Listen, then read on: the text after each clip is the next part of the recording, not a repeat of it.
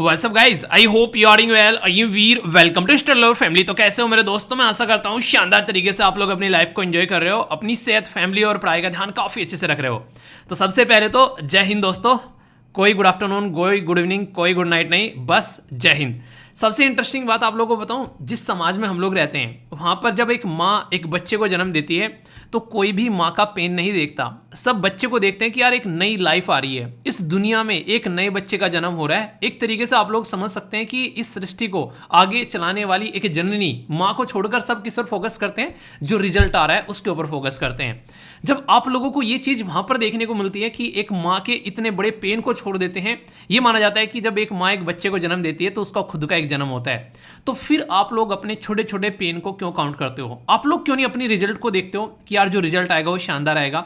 एक बार देखो तो सही अपने माँ बाप की बेसिकली फेस की तरफ को यार, उन्होंने किस तरीके से कितनी मेहनत करके आप लोगों को इस मुकाम तक भेजा है, इस मुकाम तक पहुंचा है, कितनी जद्दोजहद उन्होंने की है आप लोगों के लिए। तो आप लोग ये चीज़ समझने की कोशिश करो कि अगर आप लोग अपनी रिजल्ट पर, अपने प्रोग्रेस पर फोकस करोगे तो जो पेन है ना, यार आज कम सो लिए, यार आज ना ज़्यादा पढ़ाई कर दी, मतलब उन चीज़ों को छोड़कर ये देखो कि प्रोग्रेस क्या निकल कर आ रही है आप लोगों की, और फिर देखो कितने शानदार तरीके से आप लोगों को ज़िंदगी में जीने में मजा आता है। तो नया सप्ताह है, नए सप्ताह की स्टार्ट करते हैं एक नए जोश के साथ में, और जोश इतना हाई होना चाहिए कि भाई साहब जब तक एग्जाम मुट्ठी में ना आ जाए ना तब तक बरकरार रहना चाहिए। वीडियो का एंड मत मिस करना। आप लोगों को पता है कुछ नए चेंजेस किए हैं, स्कीम भी आज डिस्कस करूंगा, वोकैबुलरी वगैरह सारी चीज़ें डिस्कस करूंगा, इंपॉर्टेंट लोकेशन जो रामसर साइट है वो भी डिस्कस करूंगा, और छोटू कौन बनेगा करोड़पति भी होगा। वैसे एक इंटरेस्टिंग चीज़ है, आप लोग ये जरूर बताया करो कि टोटल जितने भी क्वेश्चन डिस्कस करते हैं वीडियो के अंदर में, तो एक छोटी सी टेस्ट सीरीज आप लोगों की हो जाती है।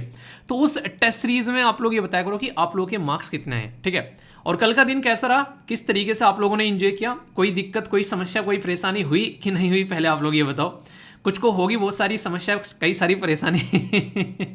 एक छोटी सी बात मैं आप लोगों को बताऊं जो कि मुझे शेयर भी करनी थी।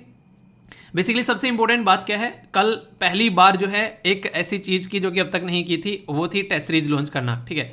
ये जो पहला टेस्ट यहाँ पर लॉन्च किया गया, ये आप लोग सब अटेम्प्ट कर सकते हैं। मैं ये कल बताना भूल गया, हर एक एसएलवी फैमिली मेंबर जो है इसको जाकर अटेम्प्ट कर सकता है, ठीक है? ये एक फ्री टेस्ट आप लोगों को देखने को मिलेगा, तो इसको जाकर आप लोग अटेम्प्ट करिए। और आज अटेम्प्ट क्यों करना है वो मैं बता देता हूँ। जब पहली बार इसको अपडेट किया गया था तो देखो फर्स्ट टाइम जो कोई चीज़ होती है कोई ना कोई गड़बड़ होती है। क्वेश्चन थे पूरे इसमें 120 पर, लेकिन वहाँ पर शो हुए ओनली लगभग 61 के करीब। दूसरी बार जब इसको अपडेट किया गया तो क्वेश्चन फिर भी 120 थे, पर वहाँ पर इसके पब्लिश हुए बेसिकली 115। अब यहाँ पर जाकर इसमें टोटल 120 क्वेश्चन अपडेट हो चुके हैं। तो आज जाकर आप लोग इसको ट्राई करना, और यहाँ पर जो भी आप लोग देखते हैं इसमें आप लोगों को ऑप्शन दिया गया है कि आप लोग इसको, मैंने इसमें ऑप्शन बढ़ा दिया है। वैसे तो हर एक टेस्ट के लिए आप लोगों को 2 बार ट्राई करने का मौका मिलेगा, यानी कि 2 बार आप लोग टेस्ट दे सकते हो। एक बार तो अभी देकर देखना, एक बार एग्जाम से जस्ट पहले आप लोग इसको रिवीजन के लिए देकर देखना, ठीक है? तो एक तो ये बात आप लोग याद रखिएगा। दूसरी इंपॉर्टेंट बात क्या है वो यहाँ पर आप लोग जरूर याद रखिएगा कि आप लोग जब तक रिवीजन नहीं करोगे तब तक चीज़ें आगे नहीं बढ़ेंगी, ठीक है? तो इसलिए रिवीजन आप लोगों को ज़्यादा से ज़्यादा करना है। जो भी पढ़ रहे हो ना आप लोग वो पढ़ते रहो, कोई दिक्कत नहीं है, पर साथ में रिवीजन आप लोगों को साथ में लेकर चलना पड़ेगा। रिवीजन के बिना काम नहीं चलेगा, ठीक है? तो ये जरूरी है, तो इसको आप लोग जरूर फोकस करना। एक और काफी इंपॉर्टेंट बात, कई सारे बच्चे, जैसे मैंने कल एक वीडियो भी बनाई थी इसके ऊपर, कई सारे बच्चों ने क्या किया, ऑलरेडी जिनके पास में कोर्स है उन्होंने क्या किया, कोर्स होते होते भी उन्होंने टेस्ट सीरीज में फिर से एडमिशन कर दिया। वो नहीं करना है। आप लोगों को देखने को मिलेगा कोर्स के नीचे ही टेस्ट सीरीज का ऑप्शन है, मतलब कोर्स के अंदर ही इंक्लूडेड है टेस्ट सीरीज। अलग से पेमेंट मत करो, रिक्वेस्ट है। बहुत इरिटेशन हुई कल, मतलब इसी चीज में लगा रहा, मतलब पेमेंट को रिफंड करने में मैंने कहा यार पूरे दिन इसी में जाएगा आज लग रहा है, ठीक है? फिर एक छोटी सी वीडियो बनाई। एक और इंपॉर्टेंट बात, जो बोल रहे हैं कि सर हम कोर्स इंस्टॉलमेंट में ले रहे हैं तो क्या हम लोग को टेस्ट सीरीज मिलेगी? यार इंस्टॉलमेंट में लो चाहे नॉर्मल लो, टेस्ट सीरीज उसका पार्ट है, उसके लिए अलग से नहीं खरीदना है। ये एक काफी बड़ा कंफ्यूजन देखने को मिल रहा है। इंस्टॉलमेंट में ड्यूरेशन कितनी है? 1 महीने की है, ठीक है? और इंस्टॉलमेंट जो है उसको आप लोग एंजॉय कर सकते हो। इस महीने के एंड तक जो है वो इंस्टॉलमेंट का प्रोसीजर खत्म करूंगा, क्योंकि उसके बाद में फिर टाइम भी नहीं बच रहा है, 3-4 महीने उसका फिर मतलब नहीं रह जाता है इंस्टॉलमेंट का, क्योंकि उसके बाद में एडमिशन का भी कोई मतलब नहीं है मुझे लग रहा है। जिसको एडमिशन लेना है जल्दी जल्दी ले लो, जैसी डेट डिसाइड हो जाती है तो फिर आप लोगों के पास में एक लिमिटेड टाइम रहेगा यार, ठीक है? तो फिर कोई मतलब नहीं रह जाता है। तो इसलिए कोशिश करो कि जिसको भी अपना सीरियस अटेम्प्ट देना है वो ढंग से स्टार्टिंग से उसको प्रिपरेशन करके चलो। देखिए यूपीएससी वालों के पास में तो है अपॉर्चुनिटी कि हाँ ठीक है चलो 2 महीने पहले भी वो इस चीज को लेकर चल सकते हैं। क्यों? क्योंकि वो ऑलरेडी प्रीलिम्स में इतना प्रिपेयर हो चुके हैं। पर लेकिन जो प्रीलिम्स की प्रिपरेशन नहीं कर रहा है उसको कम से कम अभी से इसको लेकर चलना पड़ेगा, क्योंकि उसके पास में कुछ भी ऐसा नहीं है यूपीएससी का एक्सपीरियंस, इसलिए उसके लिए बहुत ही ज्यादा इंपॉर्टेंट है कि वो लग कर मेहनत करे, दब कर मेहनत करे बहुत शानदार तरीके से। ठीक है, तो ये जरूरी है। पर लेकिन जो यूपीएससी की तैयारी कर रहा है वो तो मान ली 2 महीने पहले भी लगेगा, उसको तो 2 सब्जेक्ट अलग से करने हैं बस। ठीक है, बाकी तो सब कुछ यूपीएससी में कवर हो ही रहा है। तो ये बात आप लोग समझने की कोशिश करिएगा। पर कॉम्पिटिशन ऐसा है कि एक तरीके से कमर तोड़ कॉम्पिटिशन रहने वाला है। पिछली बार का कट ऑफ उठाकर देखना, मैंने आप लोगों को बताया था। तो अगर लगे कि हाँ पढ़ सकते हैं लग कर, तो ही इन सब चीजों का पार्ट बनिए, वरना अपना जिंदगी जैसी चल रही है उसको चलाते रहिए। फालतू में ना तो टाइम वेस्ट करना, ना ही पैसे वेस्ट करना। आप लोगों की मेहनत की कमाई है तो उसको वैसे ही मत जाया करना। अगर रियलिटी में लग रहा है सीरियस होकर देना है अटेम्प्ट, तो ही करना। और यूपीएससी वालों के लिए बहुत ही अच्छी अपॉर्चुनिटी है। ठीक है, ये बात लोग बात ध्यान रखिएगा। यूपीएससी वाले बिल्कुल मिस मत करना। और का तो जो भी है सही है, आप लोगों के पास में तो थोड़ी सी मेहनत करते ही शानदार, बिल्कुल आईएएस के इक्वल जॉब मान सकते हैं यार आप लोग। एडमिनिस्ट्रेटिव जॉब है, बिल्कुल उसी ग्रेड की जॉब हो सकता है आने वाले टाइम में इसको यूपीएससी में इंक्लूड कर दें। ये इसीलिए यहां पर इसीलिए 5-5 साल में आ रही है। आप लोग समझ सकते हैं आगे हो सकता है कि यूपीएससी के थ्रू पूरा प्रोसीजर फॉलो कर आप लोग यहां पर ये APFC assistant provident fund commissioner की पोस्ट मिले, इस लेवल की पोस्ट है वो। तो ये बात आप लोग ध्यान रखिएगा। ठीक है, चलिए ये थी कुछ बातें। तो टेस्ट सीरीज आज सब देना, हर एक इंसान जाकर एक बार अटेम्प्ट करने की कोशिश करना। ठीक है, जो भी यूपीएससी का प्रीलिम्स का दे रहा है वो भी अटेम्प्ट करना, और जो आईपीएफसी का देने जा रहा है वो भी अटेम्प्ट करना। टेस्ट सीरीज जरूर देना। ठीक है, वो सबके लिए अवेलेबल है, उसको आप लोग ट्राई करना जाके। ठीक है, कौन है ये इंपॉर्टेंट पर्सनैलिटी? इनकी एक किताब भी है जिसके बारे में मैं आप लोगों से डिस्कस करूंगा। कई सारी इंटरेस्टिंग बातें भी आप लोगों को जानने को मिलेगी। अभी मैंने इनकी किताब के बारे में डिस्कस भी किया था। इनकी किताब को इंग्लिश में ट्रांसलेट किया गया और उसके चलते ये न्यूज़ में आ गए थे। तो देखते हैं इनके बारे में जानेंगे आगे। तब तक आप लोग इनका नाम बताइए, फिर इंपॉर्टेंट पर्सनैलिटी की कैटेगरी में हम लोग इनको देखेंगे। ठीक है, फिर से वही बात बोलूंगा, माँ बाप आप लोगों को पैदा करने से लेके आप लोगों तक बड़ा करने कर आप लोगों को एक करियर में सक्सेसफुल इंसान बनाने में कभी भी पेन पर फोकस नहीं करते हैं। वो बस आप लोगों की प्रोग्रेस को देख देख कर अपनी आंखें जो है वो सेकते रहते हैं, उसके बिहार पर वो जिंदा रहते हैं। तो आप लोग भी अपने पेन पर फोकस मत करो, ये रिक्वेस्ट है। अगर अब फिलहाल 10-10 12-12 घंटे बैठकर अगर पढ़ना पड़े तो कोई बड़ी बात नहीं है। एग्जाम से 1-2 महीना 3 महीना पहले ये सब चलता है। तो इसमें अपनी हैबिट अपने डेवलप करो, और ये ज़्यादा लंबा टाइम नहीं लगता है। 10-12 दिन में आप लोग एक अच्छी सिटिंग की हैबिट बना सकते हैं। और ये मैं हवा में नहीं बोल रहा हूँ, ये किया है इसलिए बोल रहा हूँ। तो इसलिए अगर आप लोग सिटिंग की हैबिट बना पा रहे हैं 10-12 घंटे, तो आप लोग सही तरीके से अपनी पढ़ाई को लेकर चल पाएंगे। एक टाइम लग के नहीं करना है, पोमोडोरो टेक्निक फॉलो कर लेना, बीच बीच में गैप रखना, 1-1 घंटा 2-2 घंटा, इस तरीके से आप लोग कर सकते हैं। 2 घंटे की सेटिंग की आदत बनाइए जरूर, क्योंकि 2 घंटे का पेपर होगा और फिर मेंस में तो 3 घंटे बैठना पड़ेगा। तो इसलिए कुछ कुछ ऐसी हैबिट आप लोग की डेवलप हो जानी चाहिए। हवा में एकदम चिराग नहीं घिसेगा कोई और आप लोग की आदत बनेगी, ऐसा नहीं होने वाला है। देखिए, इंसान ना अपनी आदतों का पुतला होता है। जैसी उसकी आदतें होती हैं वैसे इंसान आप लोगों को देखने को मिलता है। तो ये बात हमेशा ध्यान रखिएगा। तो अपनी आदतों को सुधारिए, सारी चीजें आप लोगों की सुधरती नजर आएगी और जिंदगी जीने में भी मजा आएगा। छोटा सा आर्टिकल है, फटाफट रिवीजन भी हो जाएगा। और किसको कवर करते हैं, आप लोगों ने सुना कि गंजे को कंगा कैसे बेचा जाता है? तो वो कोई यूनाइटेड स्टेट ऑफ अमेरिका से पूछे। अभी हुआ क्या है यहाँ पर सॉरी यार, अभी हुआ क्या है यहाँ पर, ऑस्ट्रेलिया के जो बेसिकली लीडर हैं, ऑस्ट्रेलिया के जो प्राइम मिनिस्टर हैं, उनको इन्होंने न्यूक्लियर सबमरीन बेची। और ये ऐसा नहीं कि इन्होंने बेसिकली, ये बहुत लंबी प्लानिंग चल रही थी ऐसी बेचने की इनको। इन्होंने क्या किया, ये प्रोजेक्ट का कॉन्ट्रैक्ट जो है फ्रांस से छीना। यानी कि प्रोजेक्ट का कॉन्ट्रैक्ट था फ्रांस के पास में, फ्रांस जो है वो बेचने वाला था ऑस्ट्रेलिया को सबमरीन। ठीक है, पर लेकिन यहाँ पर हुआ क्या, यूएसए ने ऑस्ट्रेलिया को जो है लुभाया और लुभाकर अपने पाले में ले लिया। रुपया के लिए नहीं, उसने यूनाइटेड किंगडम को साथ में लेकर, मतलब यूनाइटेड किंगडम को बोला कि देख कैसे तेरा फायदा कराता हूं। यूनाइटेड किंगडम ना यार एक ऐसा देश है, आप लोगों ने हिस्ट्री अगर उठाकर पढ़ी होगी कि यूके से ही एक तरीके से लोग जो थे वो निकल कर जैसे तैसे पहुंचे यहाँ पर सजा से बचने के लिए। जैसे काला पानी की सजा नहीं दी जाती थी, मैंने आप लोगों को ये पहले भी चीजें पढ़ाई थी, ऐसे ही यहाँ पर निकल कर लोग जो हैं वो यहाँ पर पहुंचा करते थे और उन्होंने अपनी कॉलोनी स्टेब्लिश करना स्टार्ट कर ली। जो एक टीचर थे जो हिस्ट्री पढ़ाया करते थे, उन्होंने बड़ी प्यारी बात बोली थी। वो बोल रहे थे कि आज की डेट में जो दिल्ली के अंदर में करोल बाग वाला रीजन है, करोल बाग वाले रीजन को उन्होंने कंपेयर किया था यूनाइटेड स्टेट ऑफ अमेरिका से। क्यों? क्योंकि करोल बाग में भी जो लोग रहते हैं, जहां पर बेसिकली कोचिंग्स के हब माने जाते हैं, वहां पर सारे के सारे लोग जो है प्रॉपर्टी से बहुत प्यार करते हैं और वहां पर प्रॉपर्टी की कीमत भी इतनी ज्यादा है जिसकी कुछ हद नहीं है। रिजल्ट क्या है, वहां पर भी लोग जो है बाहर से आकर वहां पर बसे हैं और उन्होंने वो कॉलोनी बसाई है वहां पर। उससे पहले वहां पर बंजर जमीन हुआ करती थी। तो जो लोग कहीं से आकर कहीं पर रहना स्टार्ट करते हैं ना, और वहां पर आकर वो अपनी एक तरीके से चीजें स्टार्टिंग से स्टार्ट करते हैं, तो उन्हें इतनी सारी किल्लतें झेलनी पड़ती हैं, तो उनको समझ में आता है कि पैसे की कीमत क्या है। आज की डेट में आप लोगों ने एक फेमस एक छोटी सी स्टोरी सुनी होगी कि एक लड़का है, वो जाता है किसी पर्टिकुलर रेस्टोरेंट में और रेस्टोरेंट वाले को टिप देकर आता है $500। रेस्टोरेंट वाला एंजॉय करता है अच्छे से अपनी लाइफ को शानदार तरीके से, कहता है वाह यार किसी अमीर बाप का बेटा लग रहा है।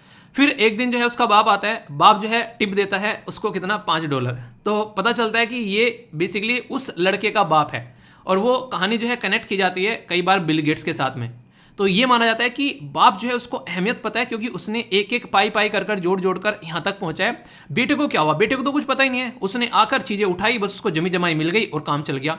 जो ट्रांजिशन फेज होता है ना किसी भी जनरेशन का, वो सबसे ज्यादा खतरनाक होता है। अगर आज की डेट में आप लोगों ने मेहनत कर कर अपना एग्जाम क्लियर कर कर आप लोगों ने यूपीएससी निकाल दिया, तो आप लोग समझ रहे हैं आप लोगों की आने वाली जनरेशन, आप लोगों के पोते पोती तक भी ये बोलेंगे हमारे बाबा जो थे वो सिविल सर्वेंट थे। और ये देखा है, कंगना रनावत को आप लोगों ने बोलते हुए सुना होगा कई जगह कि मेरे जो ग्रैंडफादर जो थे वो सिविल सर्वेंट थे। ये आप लोग की ऐसी औकात बना देगा। अभी एक टीचर थे, मतलब अभी का मैं पढ़ा था उनसे जब बेसिकली बीटेक के टाइम पर, तो वो बड़ी शानदार बात बोला करते थे। उनकी एज जो थी वो लगभग 76 थी। उन्होंने बोला कि टीचिंग प्रोफेशन मुझे क्यों पसंद है, कह रहे कि इसमें कोई रिटायरमेंट एज नहीं है यार, तुम जब चाहो तब तक जो है बच्चों को पढ़ा सकते हो। और सबसे इंटरेस्टिंग चीज़ बात उन्होंने बोली कि आज भी जब मैं अपने घर जाता हूँ ना, मेरी पसंद का खाना बनता है। उनकी एज 76 हो चुकी है और आज भी उनकी पसंद का खाना जो है सारा परिवार खाता है कि अच्छा हाँ ये आए हैं, क्यों, क्योंकि वो आज भी काम करते हैं। तो काम करने से कभी कोई इंसान मरता नहीं है। और जो इंसान जो है हमेशा अपनी उन चीज़ों पर फोकस करता है कि हाँ यार हमेशा अपनी एक तरीके से हेल्थ को साथ में लेकर वो अपने काम की पूजा करता है, वो इंसान कभी मार नहीं खाएगा यार समाज में। इसीलिए एपीजे अब्दुल कलाम सर की वो सबसे बेहतरीन कोटेशन मुझे लगती है कि don't pollute your duty, if you will pollute your duty you have to salute everyone, but if you will salute your duty everyone will salute you. तो अपने काम को सैल्यूट करो, किसी के सामने हाथ फैलाने की जरूरत नहीं है, अपने आप में इतनी मेहनत कर दो कि सारी चीजें जो है आप लोगों के पास में आएगी। और ये काम कौन समझते हैं, काम वो समझते हैं चीजों को स्टार्टिंग से स्टार्ट करते हैं। इसलिए क्रोल बाग को वो हमेशा यूनाइटेड स्टेट ऑफ अमेरिका के साथ में कंपेयर करते थे। यहां पर भी लोग अपनी प्रॉपर्टी से इतना प्यार करते हैं, सबसे ऊपर इनके लिए बिजनेस है। अगर आज की डेट में यूएसए को देखेंगे, वो लोगों को भाई साहब लड़ा देते हैं, तुम लड़ो मरो कटो, बस हमारा फायदा करते रहो। ये कंडीशन आप लोगों को देखने को मिलेगी। दुनिया में जहां जहां भी लड़ाई हो रही है वहां यूएसए की टांग आप लोगों को लड़ती हुई नजर आएगी। क्यों? क्योंकि भाई साहब ऑल ओवर वर्ल्ड में 40% डिफेंस का जो एक्सपोर्ट किया जाता है वो यूएसए के द्वारा किया जाता है। सिप्री की रिपोर्ट आई, उसने ये बताया, सिप्री की फुल फॉर्म बतानी है और कहां पर इसका हेडक्वार्टर है ये आप लोगों को बताना है। ये बताती है दुनिया में कौन कौन कितना कितना कहां पर इन्वेस्टमेंट कर रहा है किस पर्टिकुलर चीज के ऊपर में। तो इससे आप लोग अंदाजा लगा सकते हैं कि यूएसए के लिए दुनिया में लड़ाई लगी रहना कितना ज्यादा जरूरी है। इसीलिए यूक्रेन और रशिया की लड़ाई को शांत नहीं होने दे रहा है। भाई साहब यूरोप जो कितना शांत देश था उसने हथियार खरीदने स्टार्ट कर दिए।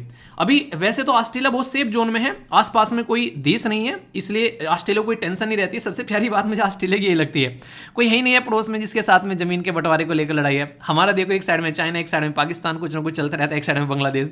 यहां पर कोई टेंशन ही नहीं है। कोई अगर लड़ाई करने भी आएगा ना भाई साहब, उसकी भी खस्ता हालत हो जाएगी। क्यों? क्योंकि हवाई जहाज का फ्यूल खत्म हो गया, कहीं कुछ हो गया और ये धड़ाधड़ उड़ाते रहेंगे सबको।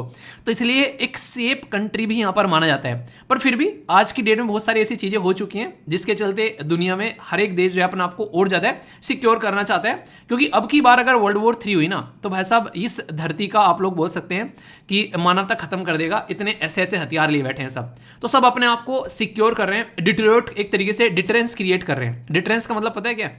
गांव में अक्सर आप लोगों ने देखा होगा, एक इंसान जो है उसके पास में कट्टा है, दुनाली, एक कट्टा लिए बैठा है, ठीक है। सामने वाला जो इंसान जो है वो क्या करता है, उस कट्टे को लेकर छत पे जाता है और साफ करता है, हफ्ते में एक बार दिखाता है लोगों को, बंदूक है भाई साहब निकल मत जाना पास से। दूसरे वाला उठाकर क्या लिया, माउजर ले आया, भाई साहब आ जाओ, ऑटोमेटिक है ये भी, इतनी गोलियां जो है डाली जाएगी शरीर के अंदर में कि कंफ्यूज आ जाओगे, ठीक है। तो इसका मतलब क्या हो गया, इसने जब यहाँ पर अपनी बंदूक दिखाई तो सामने वाला डर रहा था, अब सामने वाला भी बंदूक लेकर आ गया, कह रहा है कि अब हमारी बंदूक देखो यार तुम। तो ये होता है डिटरेंस क्रिएट करना, यानी कि सामने वाला इसलिए डरा रहा है क्योंकि उसके पास में हथियार है, तुम्हारे पास में है नहीं। न्यूक्लियर हमारा बॉम्ब बनाना हमारा कोई शौक नहीं था कि भाई साहब हम भी न्यूक्लियर बॉम्ब लगा के देखें कैसा लगता है, हमारे ऊपर सैंक्शन तक लगाए गए।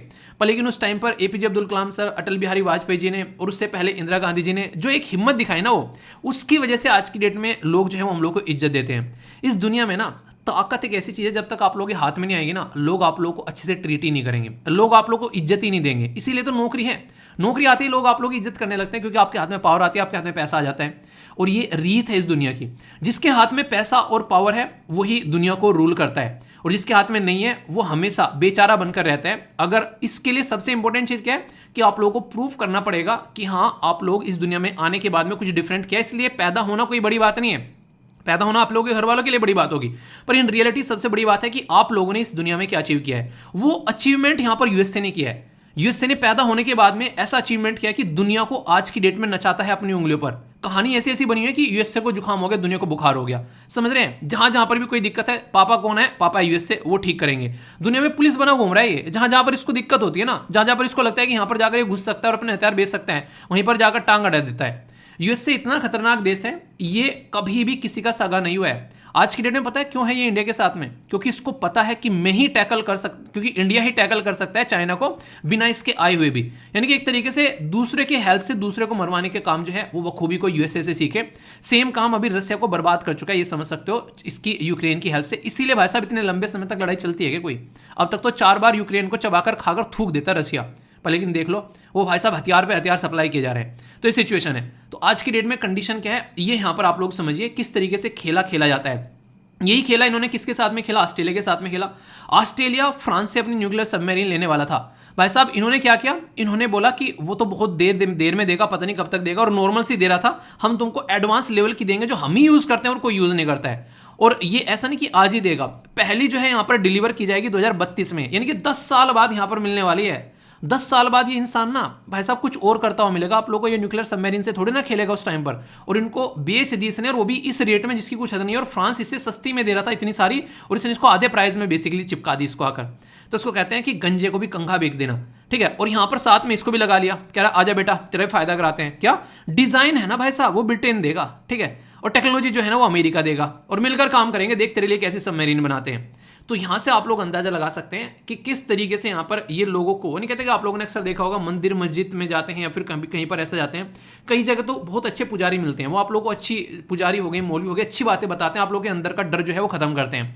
कई जगह होते हैं कुछ ऐसे रहते हैं डरा देते हैं आप लोगों को, ठीक है। ओ माई गॉड मूवी देखी होगी आप लोगों ने, तो ये कर दो वो कर दो वरना ये हो जाएगा। तो ये सारी चीजें डर का जो खेल है ना, ये जहां जहां भी आप लोग डर गए वहां पर आप लोग मर गए।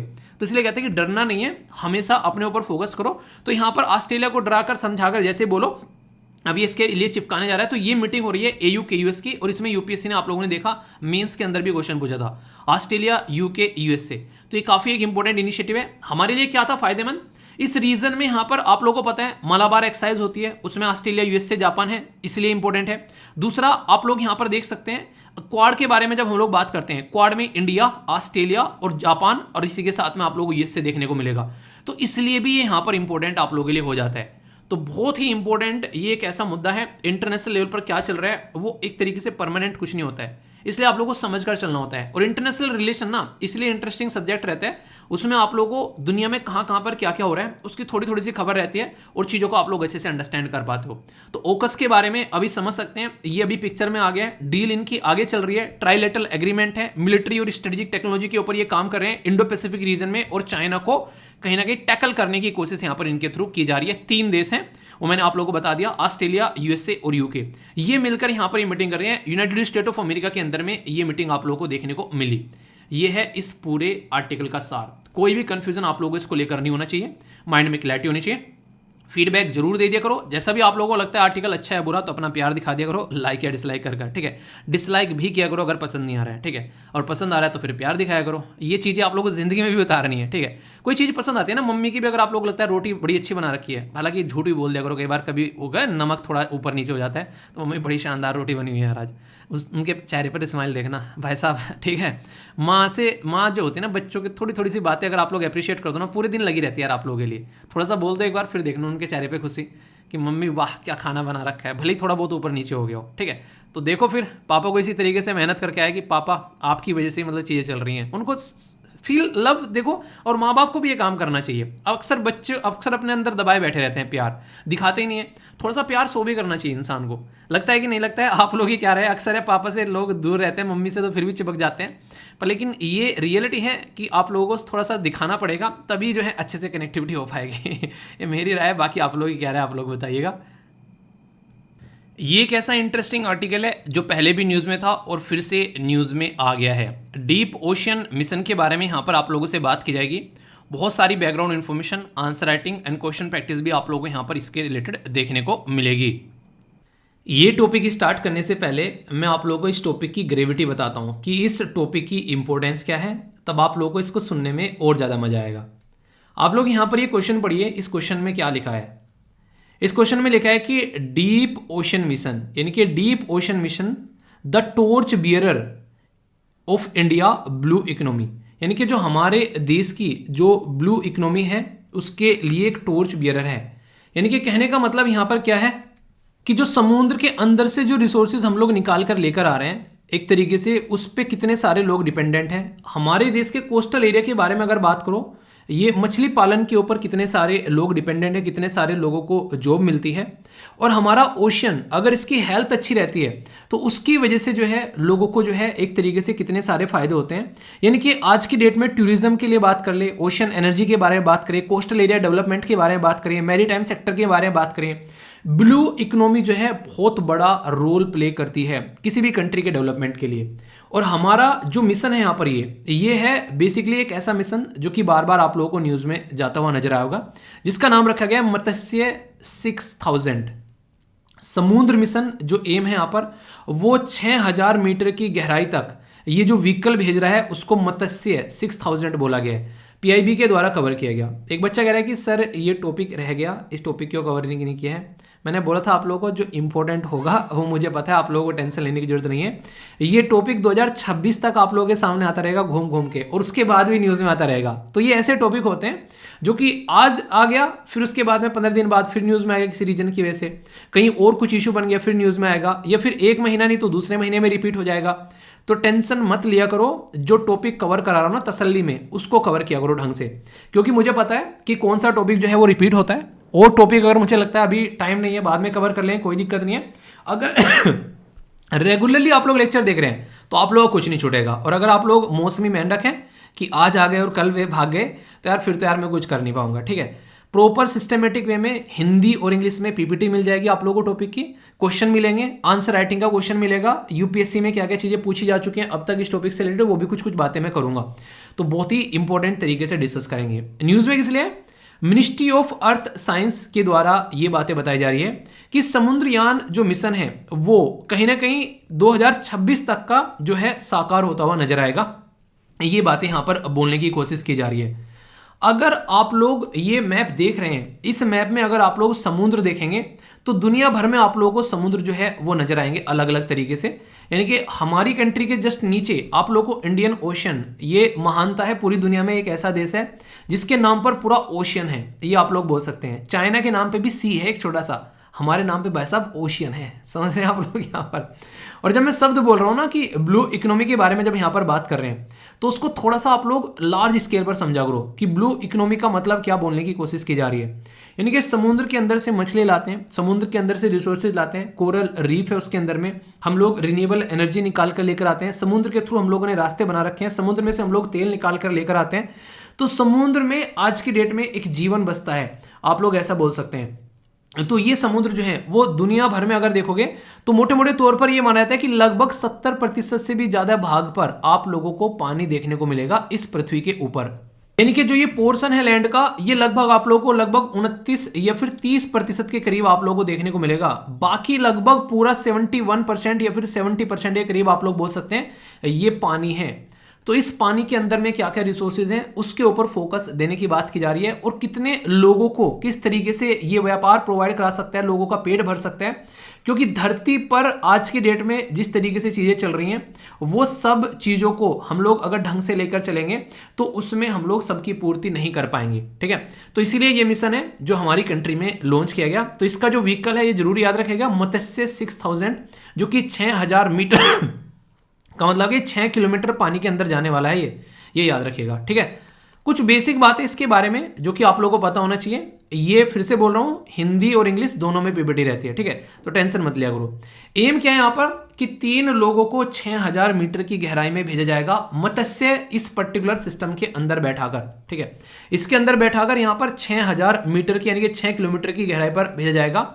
एक ऐसा पहला एक यूनिक इनिशिएटिव है जो हमारे देश में लॉन्च किया गया है। और इंटरेस्टिंग चीज क्या है, इसके लिए 6000 करोड़ रुपए भी यहां पर दिए गए हैं, यानी कि 6000 करोड़ रुपए। और इस तरीके से समझ सकते हैं पार्टिसिपेट करने वाले भी काफी बेहतरीन ऑर्गेनाइजेशन है। इसके अंदर में अगर मैं आप लोगों से बात करूं यहां पर कौन कौन पार्टिसिपेट इसके अंदर कर रहे हैं, तो आप लोग देखते हैं यहां पर इसरो हो गया, IITM हो गया, DRDO हो गया, ये पार्टिसिपेट कर रहे हैं। और इसको इंप्लीमेंट करने वाली एजेंसी कौन सी है? National institute of ocean technology. ये इसको इंप्लीमेंट करेगी पूरे मिशन को, इसको देखेगी, इसके ऊपर पूरी नजर रखेगी। समुद्रयान, ये अभी समुद्रयान नहीं, बेसिकली ये जो मूवी नहीं आई थी अक्षय कुमार की, जो राम सेतु, ठीक है, उसमें आप लोगों ने देखा होगा किस तरीके से क्या क्या इंस्ट्रूमेंट बनाए जाते हैं, उसमें बैठा अगर किस तरीके से उनको समुद्र में उतारा जाता है, तो एक सिस्टमेटिक वे में ये चीजें आप लोगों को देखने को मिलेगी। तो ये साइंटिफिक तरीके से हम लोग चीजों को ऑब्जर्व कर पाएंगे, और ऐसा एरिया जहां पर कोई गया नहीं आज तक, उतनी गहराई में जाकर हम लोग चीजों को समझ पाएंगे और देख पाएंगे। तो ये सेंट्रल गवर्नमेंट का जो विजन है न्यू इंडिया, तो उसके तहत ब्लू इकोनॉमी को हम लोग जो लेकर चल रहे हैं, उसमें हम लोग देखेंगे कैसे हम लोग रोल प्ले कर सकते हैं। हमारे लिए बहुत इंपॉर्टेंट है ये। क्यों? हमारी कंट्री का जो एरिया टोटल आप लोगों को देखने को मिल रहा है ना, तो लगभग 7,500 किलोमीटर एरिया आप लोगों को ऐसा देखने को मिलेगा जो कि कोस्टल बाउंड्री है। यानी कि हमारे कंट्री में और टोटल मिलाकर 9 राज्य ऐसे हैं जो कि कोस्टल बाउंड्री, जैसे गुजरात हो गया, यहां पर महाराष्ट्र हो गया, गोवा हो गया, कर्नाटका, केरला 5, तमिलनाडु, आंध्र प्रदेश, उड़ीसा और वेस्ट बंगाल, जो कोस्टल बाउंड्री को टच करते हैं। और फिर अंडमान एंड निकोबार ले लो और इसी के साथ में लक्षद्वीप ले लो। तो इससे अंदाजा लगा सकते हैं आप लोग कि कितना बड़ा कोस्टल एरिया है हमारे देश का। तो इसलिए जरूरी है। यहां पर अगर बात करें, हमारी कंट्री में लगभग 30% जो पॉपुलेशन है जो पूरे देश की, वो कोस्टल एरिया में रहती है। तो उनके खान पान के लिए उनको किस तरीके से जिंदा रख सकते हैं, उनके लिए जिंदगी, लाइवलीहुड जरूरी है यहाँ पर। इसी के चलते सारा फोकस किया जा रहा है। इससे क्या फायदा होगा? एक्वाकल्चर आप लोगों को यहाँ पर काफी अच्छी होती नजर आएगी। मतलब एक तरीके से जो नहीं, मछली पालन वगैरह हो गया, ठीक है, टूरिज्म वगैरह हो गया, यहाँ पर एक तरीके से पर्यटन हो गया, ठीक है, लोगों के जो रोजगार का काम करेगा यहाँ पर ब्लू इकोनॉमी। एक तरीके से ये ट्रेड भी इसमें आप लोगों को काफी लार्ज स्केल पर देखते हुए आएगा।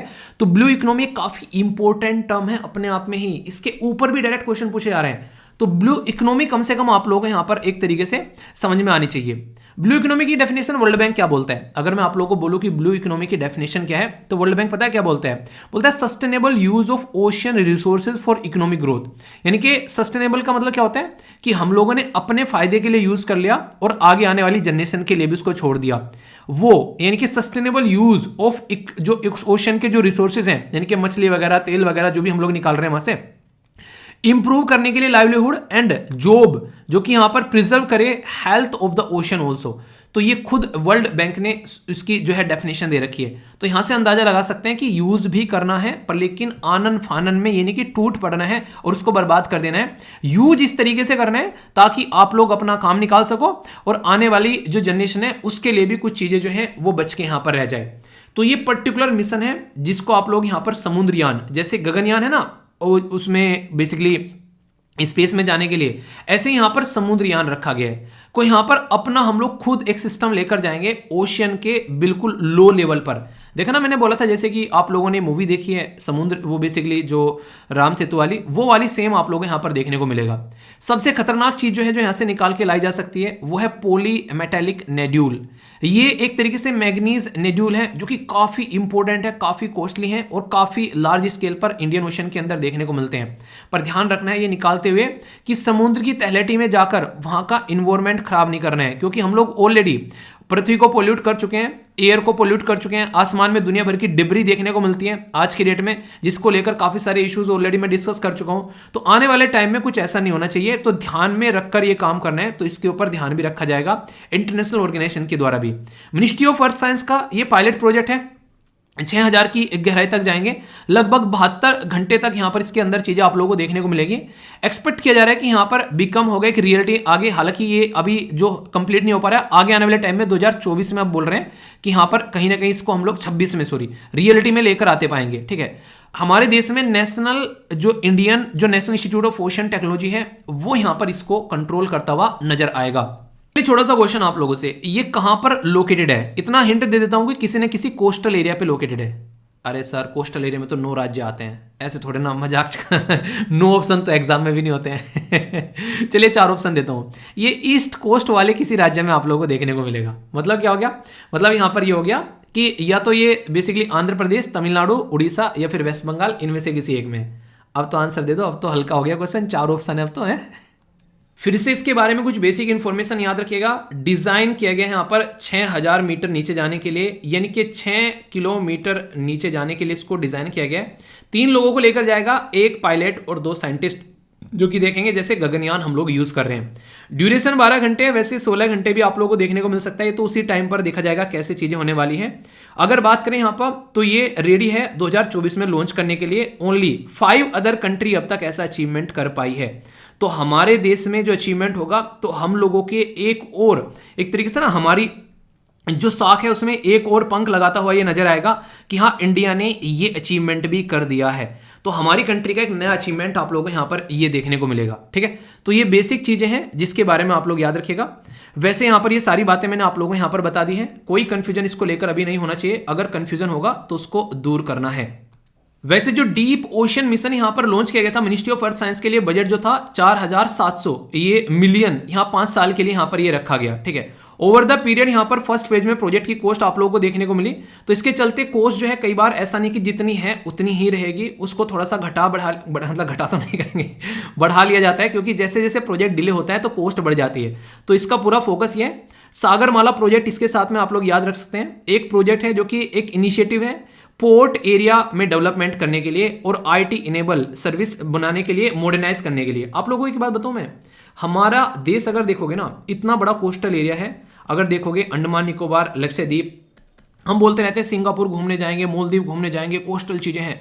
अपनी कंट्री में कितने सारे कोस्टल, कितने सारे सिंगापुर और कितने सारे मालदीव और मलेशिया हम लोग डेवलप कर सकते हैं अपने देश में, ये देखो तुम। ठीक है, तो कहने का मतलब यहां पर यह कि हम लोगों को इन्वेस्ट करना पड़ेगा इस एरिया में, तो खुद हम अपनी कंट्री में इतनी सारी चीजें डेवलप कर सकते हैं कि लोग हमारे देश की तरफ को देखेंगे कि वाह यार चलो वहां पर घूमने चलते हैं। तो ये आप लोग समझ सकते हैं।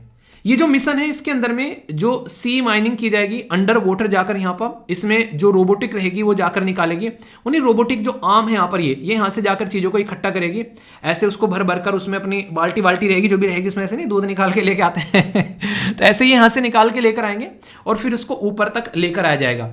इसमें जो पॉलीमेटेलिक जो नोड्यूल मैंने बोला, मैग्नीज है, निकिल है, कॉपर है, कोबाल्ट है, ये देखने को मिलेगा। सर्वे भी किया जाएगा, एक्सप्लोर किया जाएगा, एनर्जी को देखा जाएगा। इसके अर्थ यहाँ पर जो क्रिल फिशरी है फ्रॉम द सदर्न ओशन, तो इसके ऊपर भी फोकस है। यहाँ पर डेवलपमेंट, क्लाइमेट चेंज को लेकर advisory service, technology, sustainable development को कैसे यूज करना है। तो कहने का मतलब यहाँ पर यह कि सारी चीजें अगर आप लोग ढंग से देखोगे तो पूरा मुद्दा यह है कि 2 तरीके से इसको आप लोग डिवाइड करके देख सकते हैं। जैसे कि एक तो मुद्दा यह रहेगा कि कैसे हम लोग इसको अंडरस्टैंड कर सकते हैं, यानी कि अंडरस्टैंडिंग भी तो डेवलप करनी पड़ेगी ना। पहली बार चांद पे गए, चांद पे पानी है, ठीक है, तो वो चीजें हम लोगों ने देखी।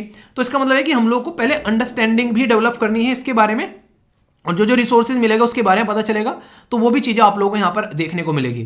तो दोनों ही चीजों के लिए, और सबसे बड़ी बात ये होती है यार, कोई भी पर्टिकुलर मिशन है ना, वो किसी पर्टिकुलर एक आप लोगों को देश का नहीं देखने को मिलता है, मतलब कहने के लिए तो देश का, पर दुनिया उसका यूज करती है।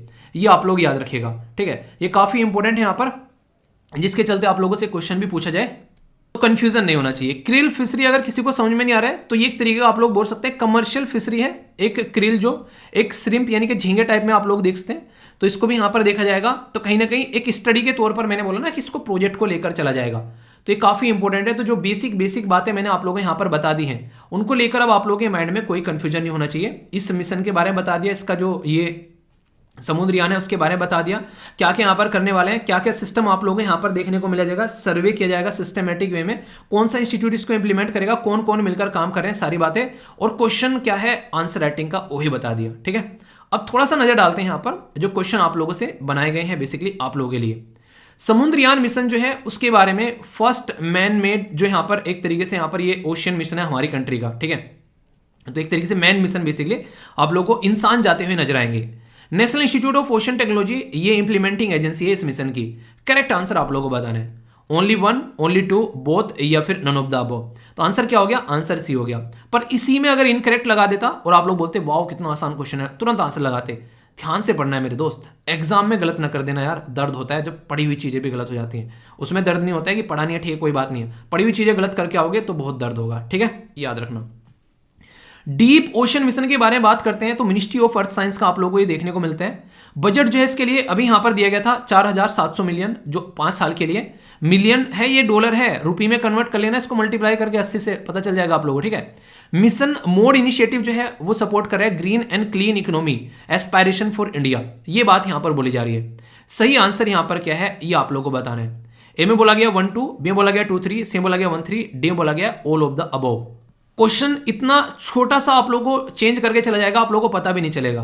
तो यहां पर क्या बात की जा रही है, ये ग्रीन एंड क्लीन इकोनॉमी के बारे में यहां पर बात की जा रही है, मिशन मोड जो इनिशिएटिव है। और बात क्या की थी बात की थी यहां पर ब्लू इकोनॉमी के बारे में, ठीक है।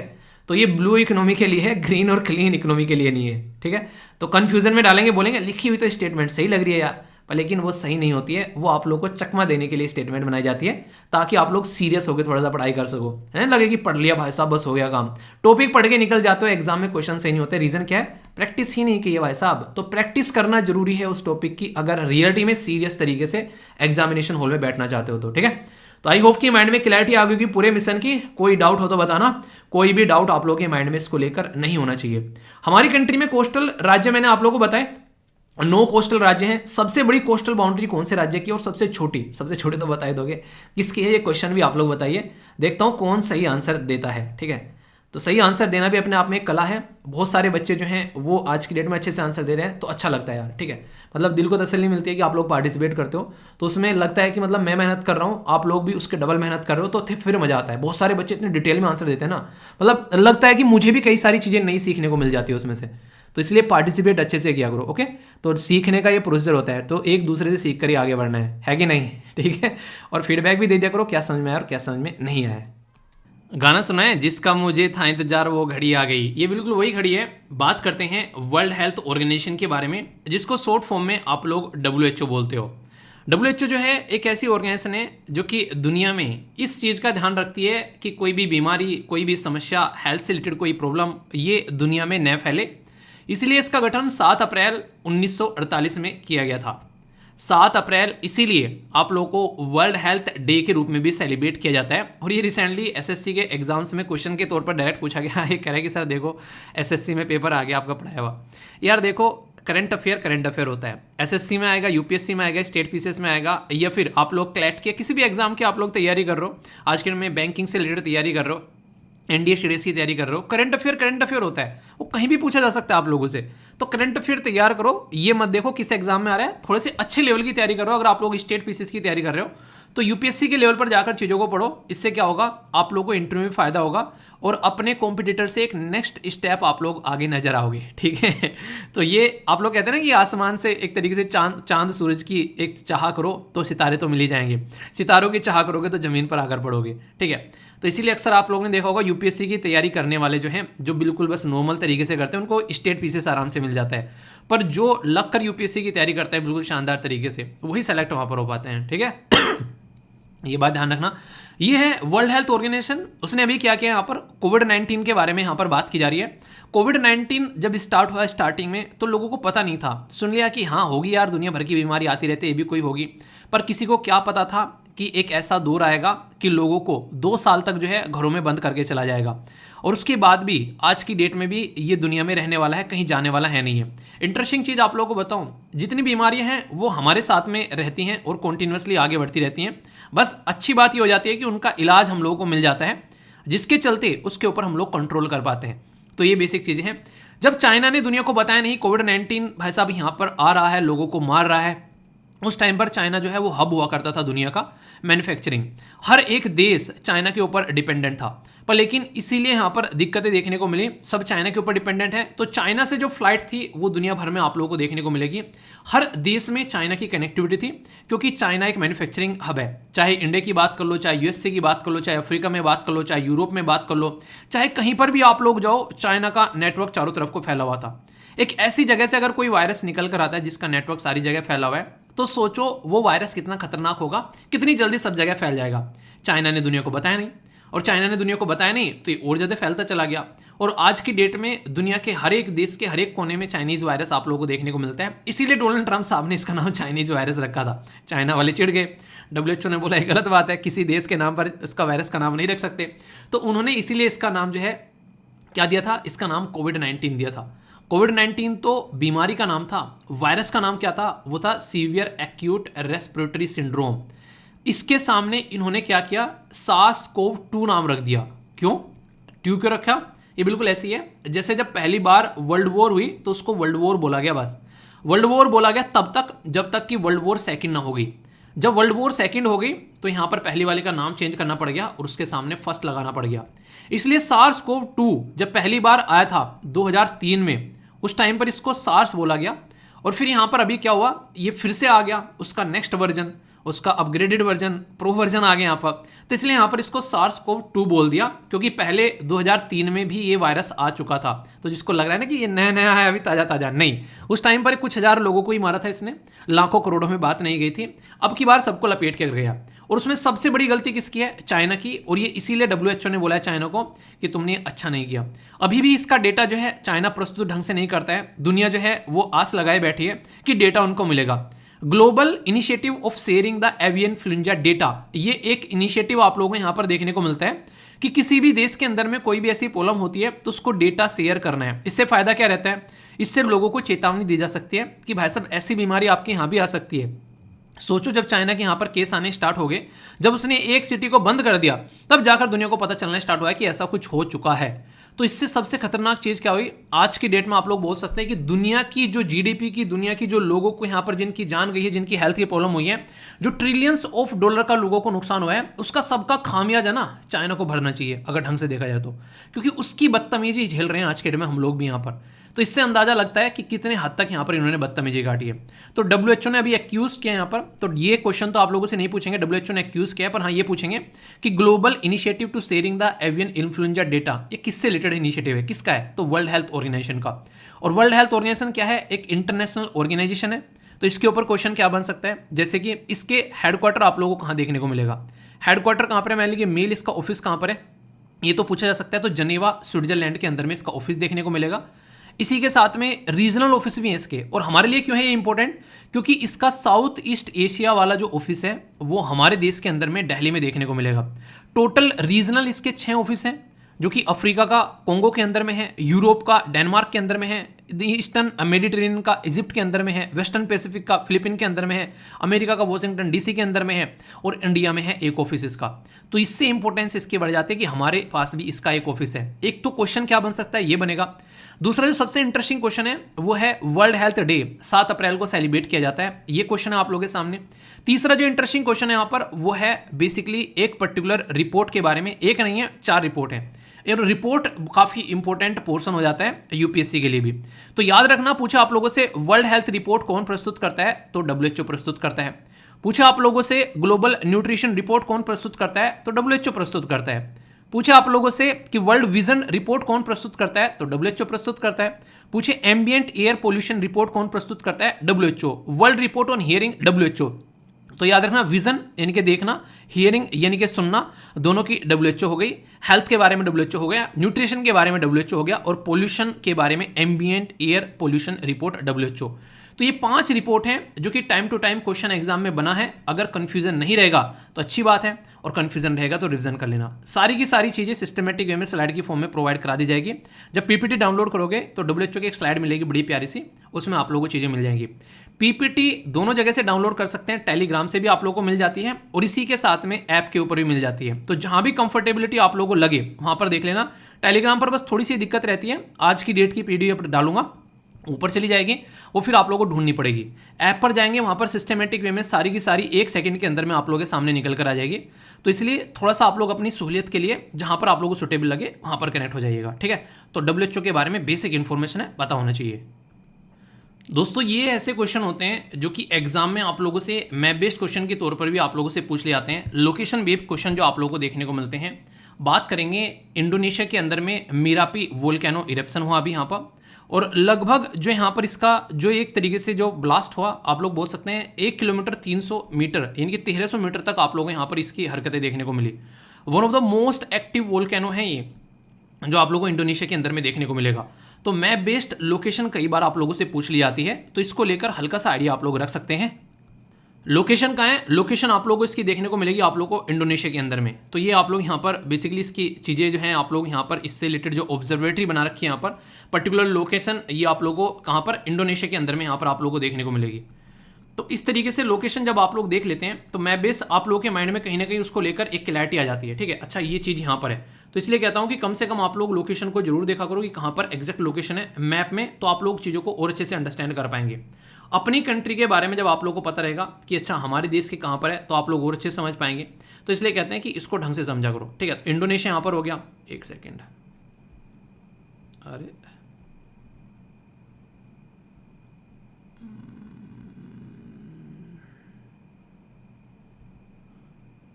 ये देखो, ठीक है। तो इसकी एग्जैक्ट लोकेशन आप लोगों के सामने है, ओके। तो ये बिल्कुल प्यारा सा एक अच्छा सा मैप आप लोगों को दिखता है यहाँ पर, तो अच्छे से चीज़ें आप लोग अंडरस्टैंड कर पाते हो, एग्जैक्ट लोकेशन आप लोग समझ पाओगे, ओके।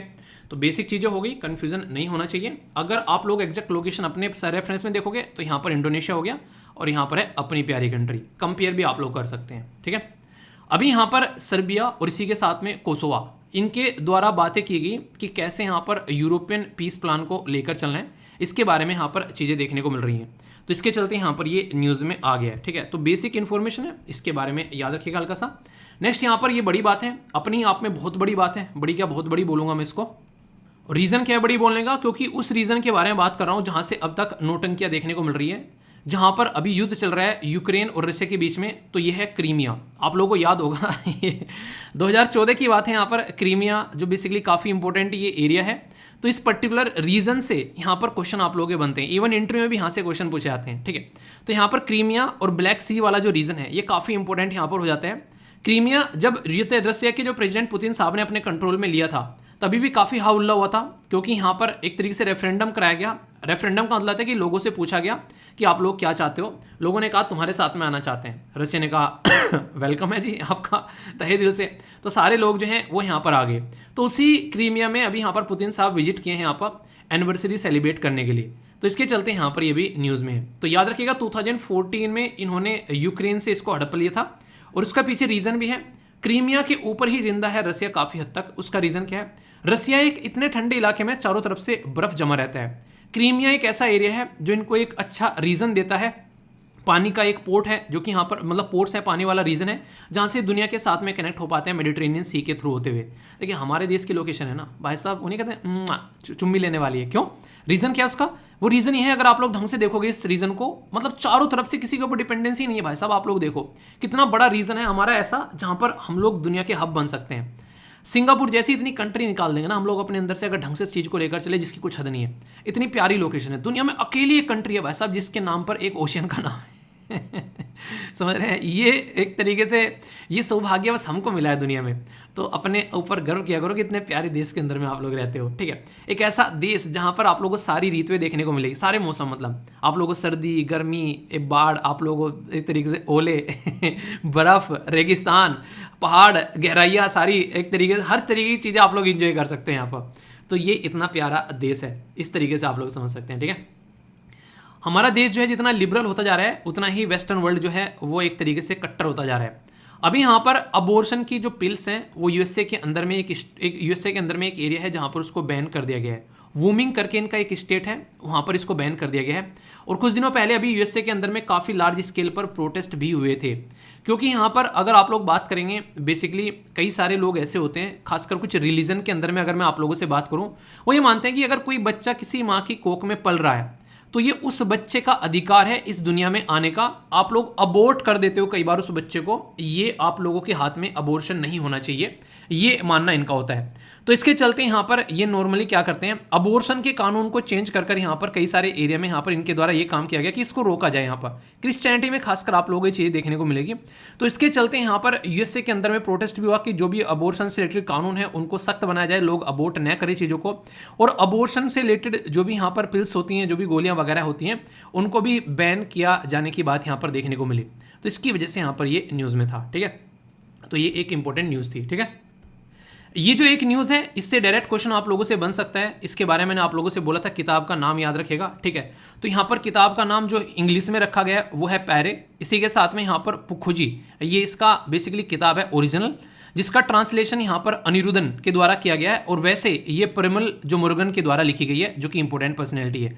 तो ये रिसेंटली इसलिए न्यूज़ में थे क्योंकि इंटरनेशनल बुक जो प्राइज़ में यहाँ पर इनकी इस किताब को अभी यहाँ पर नोटेड किया गया, तो इसकी वजह से यहाँ पर ये न्यूज़ में आई थी किताब। तो ये काफ़ी इंपॉर्टेंट है। लिखी किसके द्वारा गई है? ओरिजिनल। फिर कोच ने लिखी है यहाँ पर इसका इंग्लिश वर्जन को प्राइज मिल रहा है, तो इसकी वजह से यहाँ पर ये न्यूज़ में उसमें काउंट किया गया है। तो किताब का भी नाम और इंपॉर्टेंट पर्सनैलिटी का भी नाम, दोनों एग्जाम में डायरेक्ट आप लोगों से पूछा जा सकते हैं। तो इंग्लिश में भी किताब का नाम क्या है, तो ये याद रखिएगा। इससे पहले किताब का नाम आप लोगों ने देखा होगा, उसके इंटरनेशनल बुकर प्राइज दिया गया था, उसका नाम आप लोगों को बताना है। चलिए आप लोगों से ऐसे करता हूँ, मैं आप लोगों को हिंदी में बताता हूँ। हिंदी में जो पर्टिकुलर पर्सनैलिटी थी उनका नाम था गीतांजलि, ठीक है। और रेत का टीला जो उनका था बेसिकली कुछ याद आ रहा है मैंने पढ़ाया भी था ये आप लोगों को। तो ये काफ़ी इंपॉर्टेंट किताब आप लोगों से पूछी जा सकती है। उसका इंग्लिश में उसका नाम रखा गया था क्या? Tom of sand. तो वो किसके द्वारा लिखा गया था, ये आप लोग बताइए। इंटरनेशनल बुकर प्राइज 2022 का बताया मैंने आप लोगों को।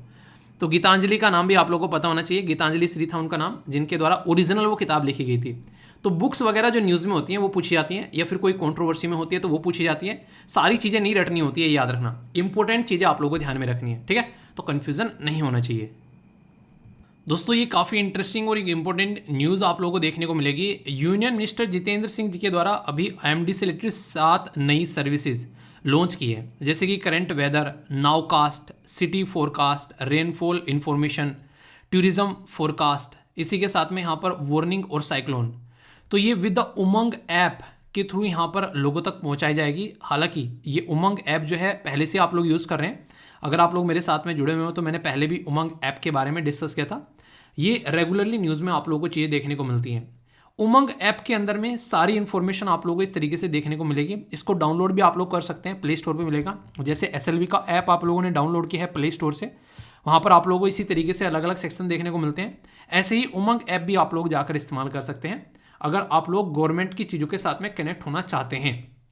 IMD यहाँ पर बेसिकली हमारे देश के अंदर में एक ऐसी ऑर्गेनाइजेशन है जो कि यहाँ पर बहुत सारी चीज़ों को कंट्रोल करके चलता है, ठीक है। तो इंडियन मेट्रोलॉजिकल डिपार्टमेंट आप लोग बोलते हो, कौन सी मिनिस्ट्री के अंडर में आता है ये आप लोगों को बताना है। बनाया कब क्या था? बहुत पुराना है, उन्हें कहता है बहुत पुराना याराना है 1875 में ये IMD जो है बनाया गया था।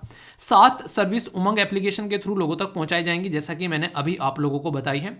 ये जो उमंग है ये पर्टिकुलर ऐप इसकी फुल फॉर्म है, जैसे Meghdoot for Agromet advisory dissemination and ये है basically Damini for the lightning alert.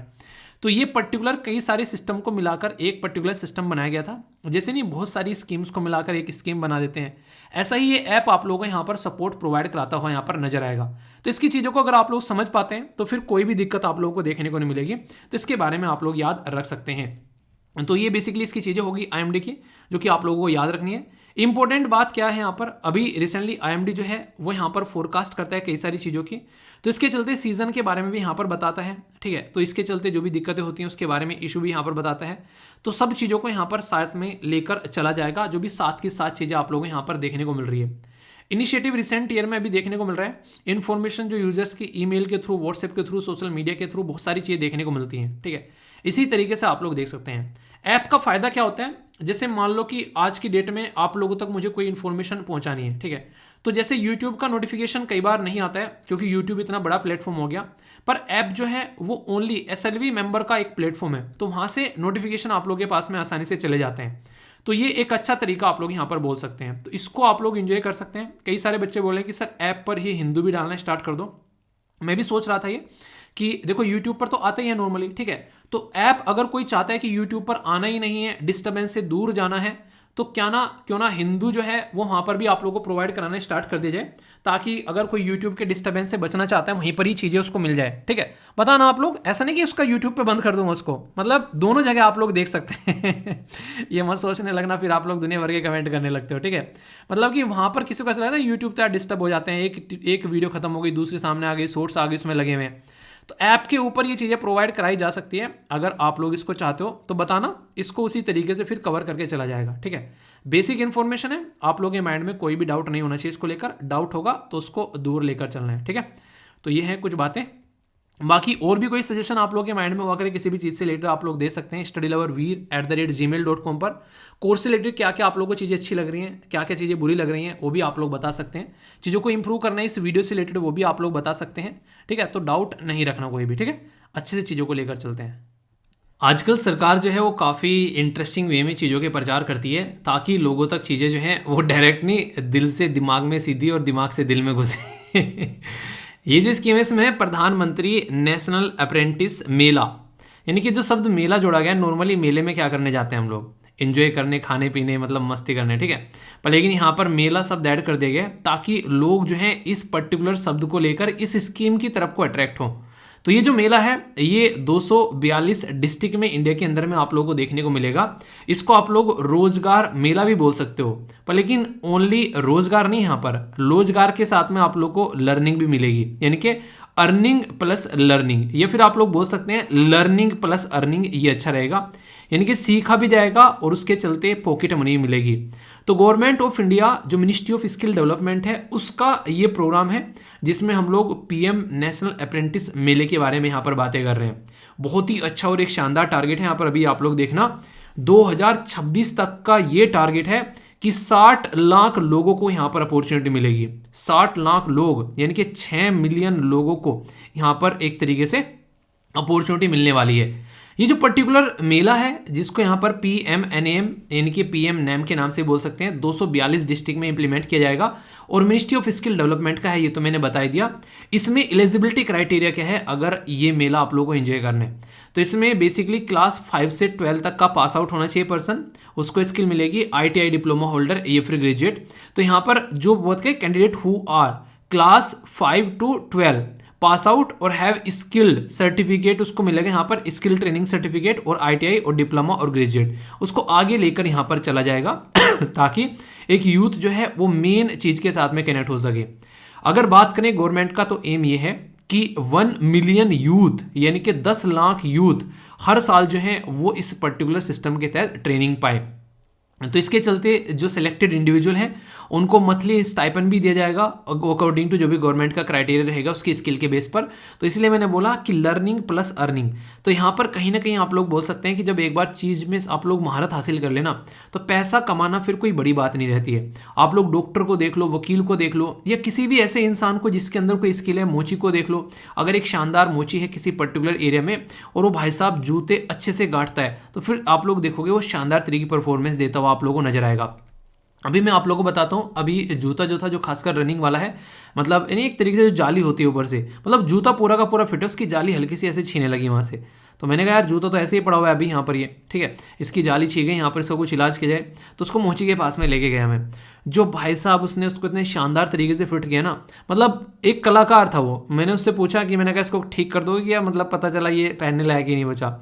उसने बोला कि भैया हम पहले मुंबई काम किया करते थे, ठीक है, तो अभी हम लोग यहाँ पर आकर काम करना स्टार्ट किए हैं, तो मतलब एक तरीके से पता भी नहीं चलेगा, ऐसा कर देंगे। तो मैं देकर उसको चला गया, फिर मैंने आकर देखा तो उसने बंदे ने इतनी कलाकारी करी उसके साथ में, वो दिख ही नहीं रहा था कि यहाँ पर पहले ऐसा कुछ था, मतलब अंदर जूते के अंदर से जाकर उसने चीज़ों को चिपकाया, बाहर कुछ दिख ही नहीं रहा है। तो ये कहते हैं अपने काम में स्किल होना। तो ऐसे इंसान को मान लीजिए उसके जो है बेसिकली उसने जो उसके बोले थे, उसने बोले थे 20 रुपये, उसने इतना अच्छा जूता किया कि मैंने उसको 30 रुपये दिए। मैंने कहा चलो यार बहुत ही अच्छा कर दिया, मैं एक्सपेक्ट नहीं कर रहा था कि मैंने कहा ये पहनने लायक भी बचेगा क्या, ठीक है। मैंने कहा चलो फिर भी कोई नहीं घर पे बैठ के अपना पहन के ना लेक्चर बना लिया करेंगे बैठ के अगर ज़्यादा नहीं हो गया, ओड हो गया कि हाँ फटे हुए कोई मिल गया तो ये कह रहा है कि अरे सिर वीर सर फटे हुए जूते पहन के घूम रहे मैंने कहा पता चला कुछ और ही चल रहा है, ठीक है। अगले दिन फिर एक अलग ही बातें चलने लगती है फालतू में, कई सारी चीज़ें, मजाक कर रहा हूँ, सीरियस मत लेना, ठीक है। तो मतलब कहने का ये था कि वो अच्छा जूता हो गया और अब भी रनिंग करने में पूरा काम दे रहा है, ऐसे आप लोग समझ सकते हैं, ठीक है। दोस्तों नेशनल लेवल की इंपॉर्टेंट न्यूज़ आप लोगों को यहाँ पर देखने को मिलेगी।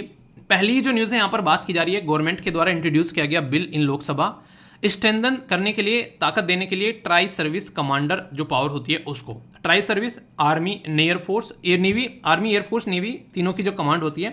तो यहाँ पर इंटर सर्विस ऑर्गेनाइजेशन के बारे में यहाँ पर बात की जा रही है। उससे रिलेटेड एक बिल लाया जा रहा है लोकसभा के अंदर में जिसको बोला जा रहा है inter service organisation command control and discipline bill in Lok Sabha में, ताकि उसको और ज़्यादा स्ट्रेंथन किया जा सके। तो इससे क्या होगा, देखिए हमारे देश के अंदर में 3 सर्विसेज आप लोगों को देखने को मिलती हैं और इससे ये रहता है कि तीनों के बीच में बैलेंस बनाया जा सकता है।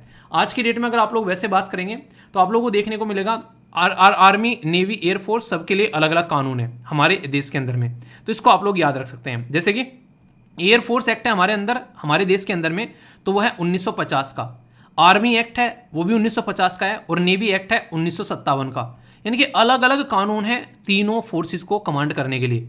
तो अभी यहाँ पर अगर एक हम लोग इस तरीके से कमांड देते हैं यहाँ पर, तो ये काफ़ी अच्छा रहेगा। तो इससे क्या होगा, हमारे देश के अंदर में बहुत सारी चीज़ें आप लोगों को सुधरती हुई नजर आएगी। जैसे बिपिन रावत साहब थे यहाँ पर चीफ ऑफ डिफेंस स्टाफ पहले, फिलहाल जो चीफ ऑफ डिफेंस स्टाफ है उनका नाम आप लोगों को बताना है। वो कमांड करते हैं तीनों सर्विसेज को, उनका नाम बताइए। रिसेंटली अभी उनको अपॉइंट किया गया था, ठीक है। नेक्स्ट इंपॉर्टेंट जो न्यूज़ है यहाँ पर, ये बात कर रहा है किसके बारे में, बिजनेस 20 के बारे में। तो बिजनेस 20 यानी कि कुछ भी ऐसी चीज़ आए तो इसका मतलब ये है कि G20 से रिलेटेड यहाँ पर चीज़ें हैं और उसको कैसे आगे लेकर चलना है, इसके ऊपर फोकस दिया जा रहा है अभी यहाँ पर। तो सेकंड मीटिंग अभी यहाँ पर स्टार्टअप जो यहाँ पर उनको सपोर्ट करने के लिए, ये हमारे देश के अंदर में G20 की प्रेसिडेंसी है। तो सिक्किम के अंदर में अभी यहाँ पर आप लोगों को 18 और 19 मार्च में ये चीज़ें यहाँ पर देखने को मिली बिजनेस 20 से रिलेटेड यहाँ पर, जिससे डायरेक्ट क्वेश्चन भी आप लोगों के लिए बन सकता है कि कैसे बिजनेस को हम लोग सपोर्ट कर सकते हैं। इनका फोकस भी रहा कि सिक्किम के अंदर में जब अभी चीज़ें थी यहाँ पर, नॉर्थ ईस्ट में भी हम लोग किस तरीके से चीज़ों को बढ़ा सकते हैं। तो इसको लेकर अलग अलग रीजन में यहाँ पर सपोर्ट देखने को मिल रही है। और जब हम लोग स्टार्टअप की बात करते हैं तो इनका अच्छा फोकस पता है किस किस पर है, ये काफ़ी इंटरेस्टिंग है। Person with disability, women, LGBT community, minority, उनको भी यहाँ पर फाइनेंशियल सपोर्ट, इसी के साथ में ट्रेनिंग, इसी के साथ में किसी भी तरीके की अगर उनको एजुकेशनल सपोर्ट, ताकि वो काम कर सके अपना, गवर्नमेंट की साइड से और भी टेक्नोलॉजिकल सपोर्ट, ये सब चीज़ें भी प्रोवाइड कराई जा रही है ताकि सस्टेनेबल डेवलपमेंट गोल को भी अचीव किया जा सके। तो इसकी वजह से यहाँ पर ये न्यूज़ में है। तो काफ़ी इंपॉर्टेंट न्यूज़ है यहाँ पर। बिजनेस 20 डायरेक्ट पूछे तो गैंगटोक सिक्किम के अंदर में, ठीक है।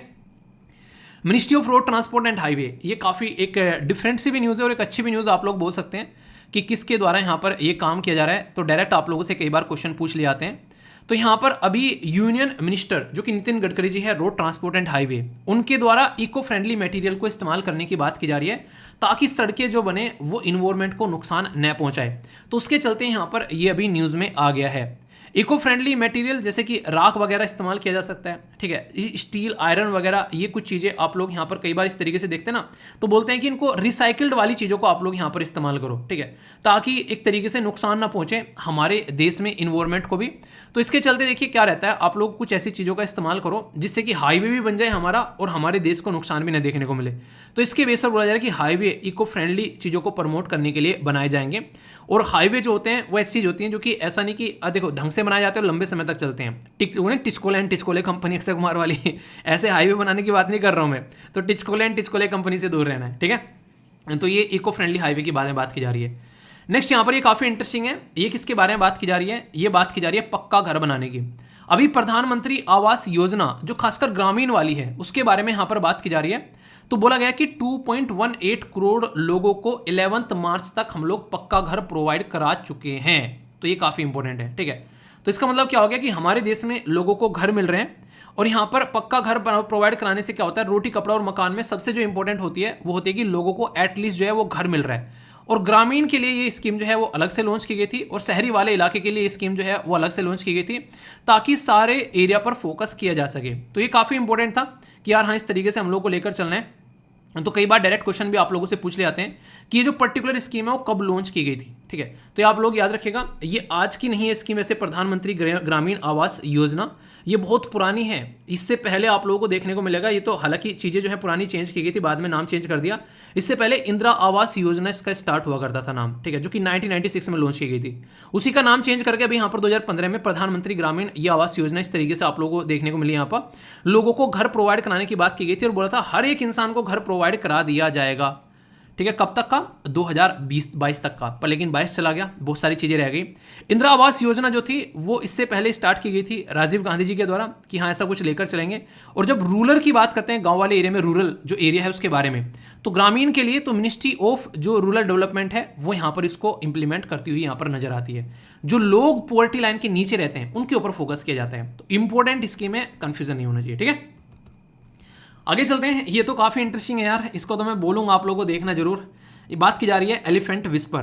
तो आप लोगों से देखिए डायरेक्ट आप लोगों से किस तरीके से क्वेश्चन एग्जाम में बन सकते हैं, ये मुझे थोड़ा सा इंटरेस्टिंग भी लगा। मैं तो थोड़ा सा एक अच्छे से बताऊंगा आप लोगों को कि चीज़ों को देखने का नजरिया भी आप लोगों का थोड़ा सा चेंज हो, ठीक है।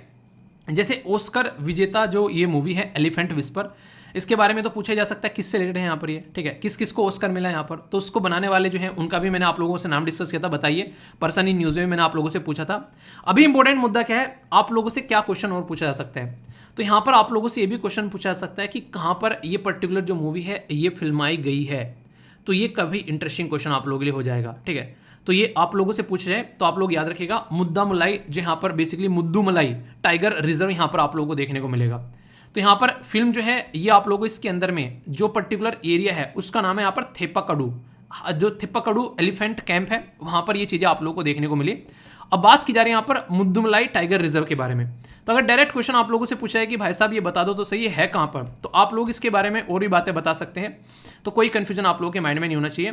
तो याद रखिएगा मुद्दुमलाई टाइगर रिजर्व एक नेशनल पार्क के तौर पर इन तमिलनाडु में यहाँ पर बेसिकली साउथ इंडिया के अंदर में आप लोगों को देखने को मिलेगा, जो कि स्टैब्लिश किया गया था 1940 में, तो काफ़ी पुराना है यहाँ पर। तो इसके अंदर में यहाँ पर ये मूवी जो है वो फिल्माई गई है, ठीक है।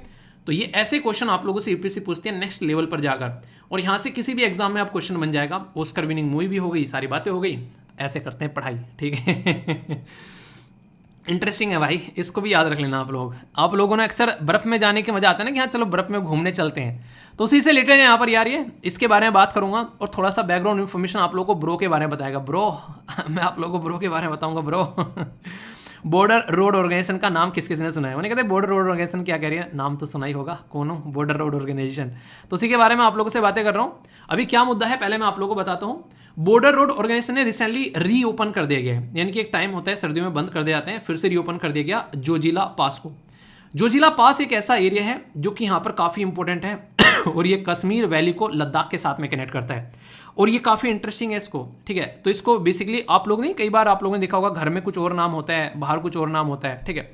तो इसलिए यहाँ पर अलग अलग नामों से भी यहाँ पर जाना जाता है, ठीक है। तो एक तरीके से जो इसका नाम है यहाँ पर आप लोग ये भी आप लोग याद रखिएगा कि दूसरा नाम आप लोगों से पूछ ले जोजिला जो पास है उसको और किस नाम से जानते हैं, तो वो नाम है द माउंटेन पैसेज ब्लिजर्ड, यानी कि बर्फीले तूफानों का पहाड़ी दर्रा, ठीक है। तो यहाँ पर ये बर्फीले तूफान आप लोगों को देखने को मिलेंगे, ऐसे यहाँ पर आप लोगों के बीच में से बर्फ को काट काट कर ये दर्रा यानी कि ये पास बनाया जाता है।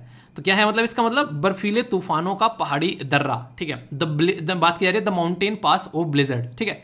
तो ये काफ़ी इंपॉर्टेंट है जो कश्मीर वैली को लद्दाख के साथ में कनेक्ट करता है। तो इसको रीओपन कर दिया गया है। बॉर्डर रोड ऑर्गेनाइजेशन यहाँ पर पूरा जद्दोजहद करती है इस सारे काम को कंप्लीट करने के लिए। तो इसलिए बॉर्डर रोड ऑर्गेनाइजेशन के बारे में भी अगर आप लोगों से कोई पूछे कि ब्रो के बारे में बता दो ब्रो, तो ब्रो जो है एक ऐसी ऑर्गेनाइजेशन है जो कि हमारे देश के अंदर में 1960 में बनाई गई थी। देखिए नॉर्मली तो रोड बनाने का काम करती है ministry of road transport and highway, पर लेकिन जब स्ट्रेटेजिक लोकेशन पर हम लोग बात करते हैं, जैसे कि पहाड़ी इलाकों में हम लोग बात करें, अपने बॉर्डर एरिया में खासकर अगर बात करें, विदेशों में भी जाकर हम लोग को रोड बनानी है, तो वहाँ पर हमारी ministry of road transport and highway नहीं जाती है, ब्रो जाती है। तो इसलिए ब्रो ने यहाँ पर अफगानिस्तान में भी काम किया है, भूटान में काम किया है, म्यांमार में काम किया है, श्रीलंका में काम किया है। तो कोई पूछे कि ब्रो जो है वो हमारा ब्रो है, तो ब्रो जो है वो सबका ब्रो है, भाईजान है सबके, ठीक है। तो ब्रो सबके भाईजान है। तो याद रखिएगा यहाँ पर न्यू दिल्ली में हेडक्वार्टर देखने को मिलेगा, और इसको फाउंड किया गया था जवाहरलाल नेहरू जी के द्वारा। इंटरनेशनल लेवल पर ये इंसान इतना सोचा करते थे ना शानदार तरीके से, इसलिए कहा जाता है कि इनको होना चाहिए था देश का फॉरेन मिनिस्टर। और लाल जो हमारे देश के जो बेसिकली सरदार वल्लभ भाई पटेल जी थे, उनको होना चाहिए था देश के प्राइम मिनिस्टर। तो कुछ रीजन थे उस टाइम पर बोलने के, पर लेकिन माहौल ऐसा नहीं हो पाया। ये कह सकते हो आप लोग कि ये हमको नहीं मिल पाई चीज़ें। तो चलो फिर भी जो भी है जो मिला अब उसको अच्छे लेकर चलते हैं। यानी कि माँ बाप ने जो करके दिया है बस उसी के ऊपर रोते रहें कि यार माँ बाप ने कुछ नहीं किया, इतना कर दिया ना कि आप लोग कुछ कर सको, तो उसको लेकर आगे चलते हैं, है कि नहीं। तो इसलिए पुरानी चीज़ों पर रोना नहीं है हमेशा, आप लोगों के हाथ में क्या चीज़ें हैं उसको हमेशा देखना है। प्रेजेंट टाइम में जीना सीख गए ना जिस दिन, उस दिन बल्ले बल्ले हो जानी है लाइफ, ठीक है। क्या लेकर आए थे क्या लेकर जाओगे सब यहीं पे रह जाएगा, इसलिए इंजॉय करो थोड़ा सा। एवरीथिंग इज अचीवेबल, तो इतना मोटिवेशन आप लोग देख सकते हैं यहाँ पर, इसका आप लोगों को कोटेशन देखने को मिलेगा, everything is achievable through hard work, ठीक है। तो ये है बेसिकली इसका मोटो है। और ये पर्टिकुलर पहले था, पैसा इसको मिला करता था ministry of road transport and highway, पर लेकिन फिलहाल कंप्लीटली ये मिनिस्ट्री ऑफ डिफेंस के अंडर में आ गया है ब्रो, ठीक है।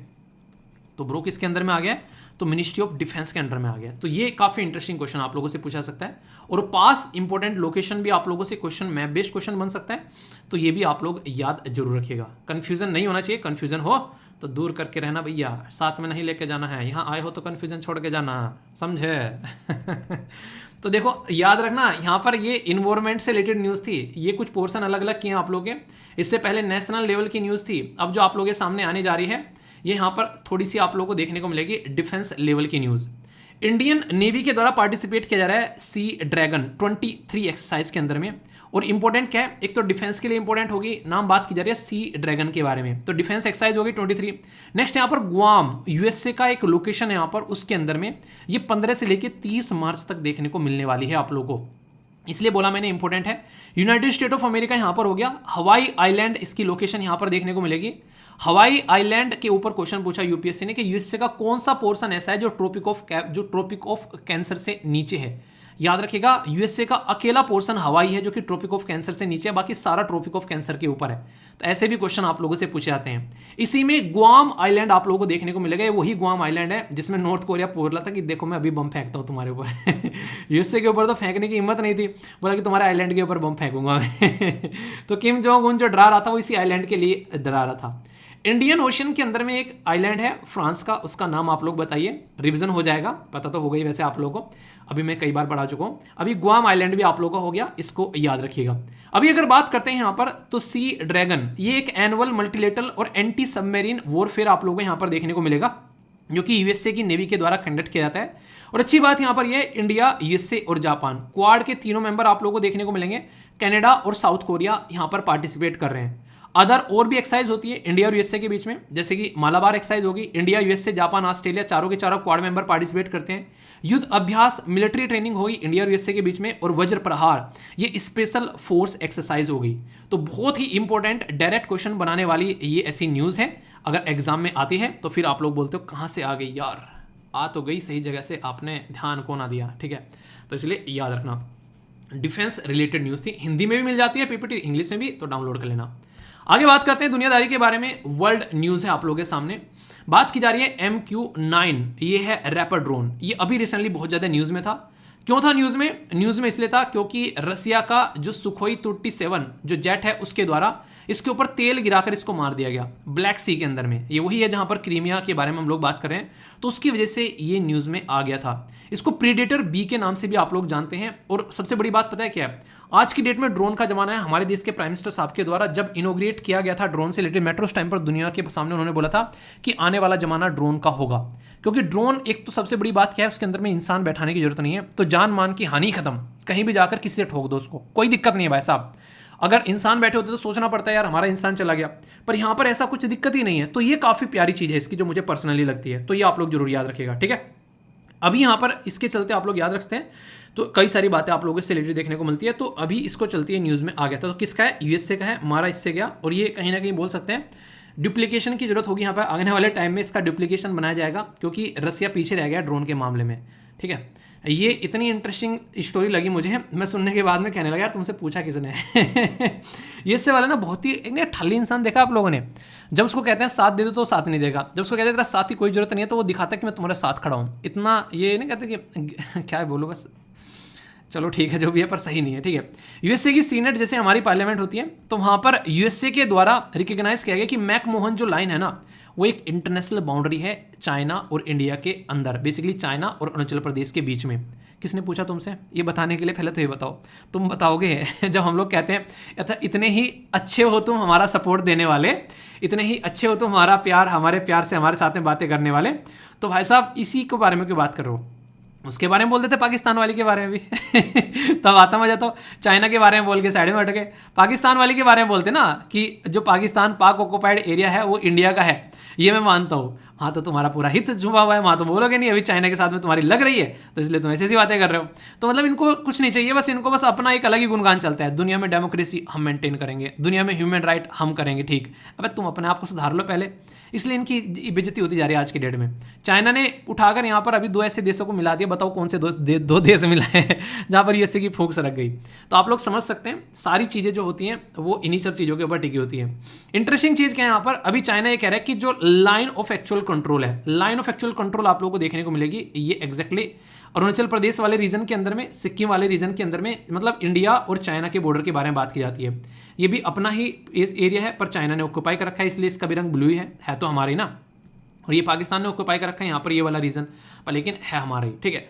तो अभी इंडिया और पाकिस्तान के बारे में अगर पूछे कौन सी लाइन जाती है तो याद रखिएगा रेड क्लिफ है, ये याद रखना, कंफ्यूज मत हो जाना। इंटरेस्टिंग क्वेश्चन बनता है कि एक इंटरव्यू में क्वेश्चन पूछा गया कि इंडिया और पाकिस्तान के बीच में कौन सी लाइन है, तो रेड क्लिफ। फिर दूसरा क्वेश्चन पूछ लिया, अच्छा ये बताओ इंडिया और बांग्लादेश के बीच में कौन सी लाइन है, जब पाकिस्तान से बांग्लादेश को अलग किया गया था 1971 के टाइम पे, तब तक आप लोगों को देखने को मिलेगा दोनों पाकिस्तानी थे। तो कंफ्यूजन में डालने के लिए इसलिए आप लोगों को बोलते हैं कि यार यहाँ पे कोई और लाइन होगी कोई और लाइन नहीं है, यही लाइन है यहाँ पर भी, ठीक है। तो यहाँ पर प्रेशर में होता है बच्चा इंटरव्यू में और एग्जामिनेशन हॉल के अंदर में, मैंने कहते हैं उसकी फिरकी लेने पर आ जाता है जब एग्जामिनर, तो फिरकी ली जाती है फिर यहाँ पर। तो उस फिरकी को आप लोग समझ सकते हैं 1971। तो इंडिया और चाइना के बीच में क्या है, मैकमोहन, और यहाँ पर है रेड क्लिफ, याद रखिएगा। मैकमोहन के बारे में बात करें तो नॉर्थ ईस्टर्न तिब्बतन और रीजन में देखने को मिलेगी। वैसे तिब्बत वाला रीजन था ये, चाइना तो बोलना भी गलत है, यहाँ पर बोलो इंडिया और तिब्बत के बीच में, ठीक है। तिब्बत और इसी के साथ में यहाँ पर ये देखने को मिलेगा तिब्बत और ग्रेट ब्रिटेन के बीच में नेगोशिएशन हुई थी, इसीलिए चाइना बोलता है कि मैं इसको नहीं मानूंगा। क्यों? क्योंकि मेरे बीच में नेगोशिएशन ही हुआ। तिब्बत के बीच में नेगोशिएशन की थी ग्रेट ब्रिटेन ने, जब वो हमारे ऊपर रूल कर रहे थे 1914 में, और शिमला कॉन्फ्रेंस यानी कि शिमला के अंदर में समझौता हुआ था। और यहाँ पर समझौता कराने में कौन थे यहाँ पर, उनका नाम था हेनरी मैकमोहन। तो इन्हीं के नाम पर इस लाइन का नाम रख दिया गया। इसी को यूएस से कह रहा है कि मैं तो इसको लाइन मानता हूँ इंडिया और चाइना के बीच में। तुमसे कौन कह रहा है? अरुणाचल प्रदेश हमारा रीजन था, हमारा रीजन है, हमारा रीजन रहेगा, ठीक है। तो ये है एक काफ़ी इंटरेस्टिंग और इंपॉर्टेंट न्यूज़। मैं बेस्ट क्वेश्चन भी आप लोगों के बन जाए तो आप लोगों को थोड़ा सा याद रखना है, क्योंकि डायरेक्ट क्वेश्चन आप लोगों से बनते हैं एग्जाम में, फिर बोलते क्वेश्चन कहाँ से आ गया, ठीक है। ये थी कुछ बातें। अब बात करते हैं स्कीम ऑफ द डे के बारे में। स्कीम ऑफ द डे यहां पर बात की जा रही है पीएम विश्वास, ये कौशल सम्मान, जो कि पीएम विकास, इसकी बेसिकली शॉर्ट फॉर्म से फुल फॉर्म इसका आप लोगों को मैंने बता दिया। तो ये आप लोगों को यहां पर देखने को मिली। इंपॉर्टेंट बात क्या है यहाँ पर, ये जो स्कीम थी ना अभी बजट में अनाउंस की गई थी, तो आप लोगों से क्वेश्चन पूछा जा सकता है किससे रिलेटेड है ये स्कीम, किसके लिए है। तो जो आर्टिशन होते हैं ना, आर्टिशन का मतलब क्या होता है, आर्टिशन आप लोगों को देखने को मिलेंगे जो लोग एक तरीके से ना, जैसे कोई बर्तन बनाने, मिट्टी के बर्तन बनाने वाला है, सब बर्तन बेचने वाला है सड़कों पर, इस तरीके की जो कलाकारी थोड़ी सी आप लोग बोल सकते हैं, जो कि एक तरीके से आप लोग के हथकरघा वाली चीजें आप लोग बोलते हैं, हाथों से कुछ चीजों को बनाने वाले, उस तरीके के लोगों को आप लोग यहाँ पर समझ सकते हैं। तो उनको सम्मान देने की यहाँ पर बात की जा रही है। अब सम्मान कैसे मिलेगा, अगर उनको सम्मान चाहिए, मैंने बोला कि आप लोगों को सम्मान चाहिए, कैसे मिलेगा? सबसे पहले तो आप लोगों के पास में पैसा होना चाहिए, सम्मान देने के लिए काफी ज्यादा जरूरी है। स्किल होनी चाहिए कोई ना कोई, जैसे सुहानी शाह क्या करती है, जादू दिखाती है। तो जादू दिखाती है तो सब पता है कि उसके पास में जादू की स्किल है, जादू नहीं है, हालांकि वो टैलेंट है एक तरीके का चीज़ों को पढ़ने का, ठीक है। लेटेस्ट टेक्नोलॉजी होनी चाहिए, यूएसए के पास में सबके ऊपर रूल करता है, ठीक है। MSME micro small medium enterprise के साथ में इसको कनेक्ट करने की कोशिश की जा रही है, और इससे इंटरनेशनल पटल पर भी इनको यहाँ पर एक तरीके से देखा जा सकता है, ठीक है। तो ये चीज़ें हैं यहाँ पर, इसके बारे में याद रखिएगा। तो ये फायदे हैं पीएम विकास योजना के, तो उनको सपोर्ट प्रोवाइड कराने की बात यहाँ पर की जा रही है। तो डायरेक्ट क्वेश्चन आप लोगों से पूछा जा सकता है। अगर आप लोगों के माइंड में कंफ्यूजन नहीं होगा तो बड़ी अच्छी बात है, और कंफ्यूजन होगा तो वैसा बहुत ही कच्ची बात है। कच्ची का मतलब भूल जाओगे एग्जाम में।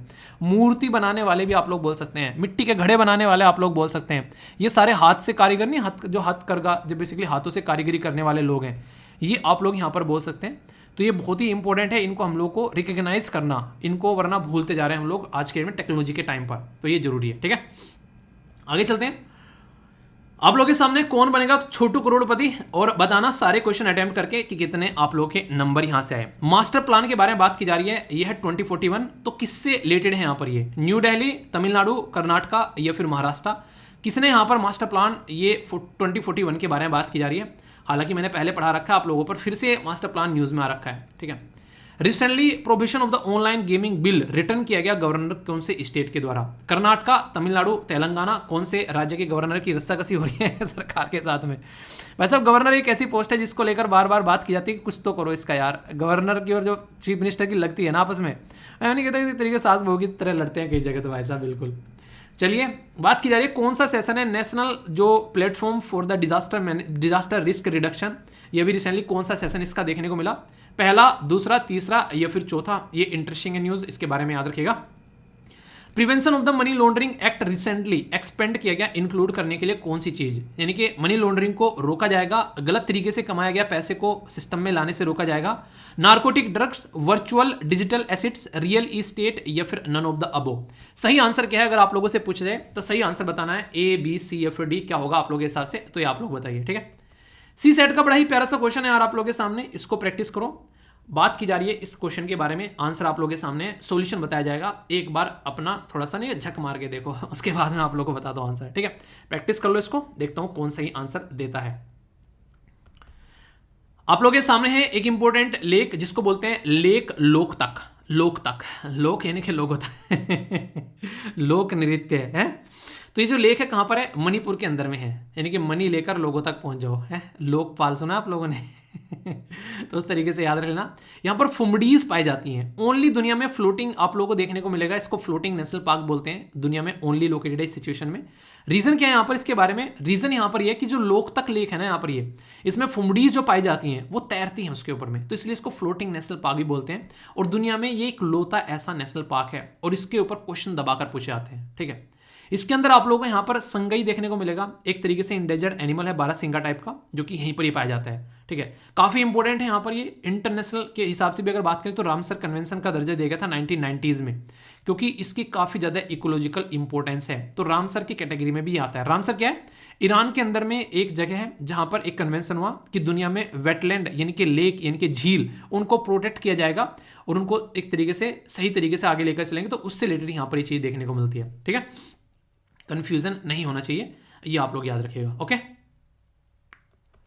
आइए क्वेश्चन देखते हैं, मास्टर प्लान बताइए किसका है, किसको पता है मास्टर प्लान के बारे में। देखिए मास्टर प्लान बहुत ही इंपॉर्टेंट है यहाँ पर, ये दिल्ली वाले रीजन में बहुत सारे आप लोगों को देखने को मिलेंगे, बेसिकली ऐसे ऐसे रीजन आते हैं आसपास के जिसके ऊपर हम लोगों को काम करना जरूरी है, ठीक है। तो इसलिए कहते हैं कि इन रीजन को कैसे हम लोग सुधार सकते हैं, तो उन रीजन को जब सुधारने की बात आती है तो हम लोग कहते हैं कि यार इस रीजन को तब हम लोग कैसे सुधारेंगे, तो हम लोग ऐसे सुधारेंगे जैसे कि यहाँ पर इस रीजन में हम लोग ढंग से कुछ काम कर सके। तो एनसीआर वाला रीजन होता है नेशनल कैपिटल रीजन, तो नेशनल कैपिटल रीजन को जब सुधारने की बातें करते हैं तो दिल्ली के अंदर में आता है। अब दिल्ली के अंदर में एनसीआर वाले रीजन में ओनली नेशनल कैपिटल रीजन नहीं देखने को मिलेगा आप लोगों को, मतलब एक तरीके से दिल्ली नहीं देखने को मिलेगा, आसपास के राज्य जैसे उत्तर प्रदेश हो गया, राजस्थान हो गया, इनसे भी आप लोगों को कई सारे रीजन यहाँ पर इसके अंदर लिए जाते हैं, हरियाणा हो गया, ठीक है। तो इसी के चलते यहाँ पर इसके बारे में बार बार बात की जाती है। तो इसीलिए कहता हूँ कि यहाँ पर ये एक ऐसा न्यूज़ है जो कि टाइम टू टाइम आप लोगों को यहाँ पर देखने को मिलता है, तो इसके बारे में कुछ बेसिक इन्फॉर्मेशन आप लोगों को यहाँ पर याद रखनी है, क्वेश्चन बन जाते हैं कई बार एनसीआर के बारे में, ठीक है। तो एनसीआर जो है बेसिकली इसके लिए यहाँ पर ये प्लान है पर्टिकुलर, जो कि आप लोगों को याद रखना है किस तरीके से हम लोग इसको इंप्लीमेंट कर सकते हैं, 2041 तक का डेवलप रीजन इसको बना सकते हैं। आगे आने वाले टाइम में आप लोगों को देखने को मिला ओलंपिक की बात की जा रही है देश के अंदर में, अभी हम लोग बात करें किसके बारे में, G20 के बारे में बात करें, तो इंटरनेशनल लेवल पर आप लोगों को तभी लोग रिकॉग्नाइज करेंगे अगर आप लोगों के अंदर में कुछ ऐसी क्षमताएं हैं चीजों को करने की, ठीक है। तो उसी के चलते इसको डेवलप बनाने का जो प्लान निकाला गया था, तो यहाँ पर ये आम आदमी पार्टी जो है वो इसको लेकर चल रही है कि हम लोग एक ऐसा एनसीआर बेसिकली एक ऐसा प्लान बनाकर लेकर आएंगे जिससे इस रीजन को हम लोग एक डेवलप रीजन बनाएंगे, और डेवलप रीजन के चलते यहाँ पर ये इसके ऊपर पूरा फोकस देकर चल रहे हैं, इसीलिए टाइम टू टाइम आप लोगों को न्यूज में देखने को मिलता है, ठीक है। तो इसको इंप्लीमेंट करने वाले कौन है अगर मैं आप लोगों को बताऊं, इंप्लीमेंट करने वाला है यहाँ पर NCRPB, क्या बोलते हैं इसको, national capital region planning board बनाया गया था, जिसके द्वारा ड्राफ्ट तैयार किया गया था। और ये जो बोर्ड है ये आज का नहीं स्टैब्लिश किया गया है, ये 1985 में स्टैब्लिश किया गया था ये बोर्ड पर्टिकुलर, ये याद रखिएगा। ये दिल्ली के आसपास वाला जो 100 किलोमीटर का रीजन है उसको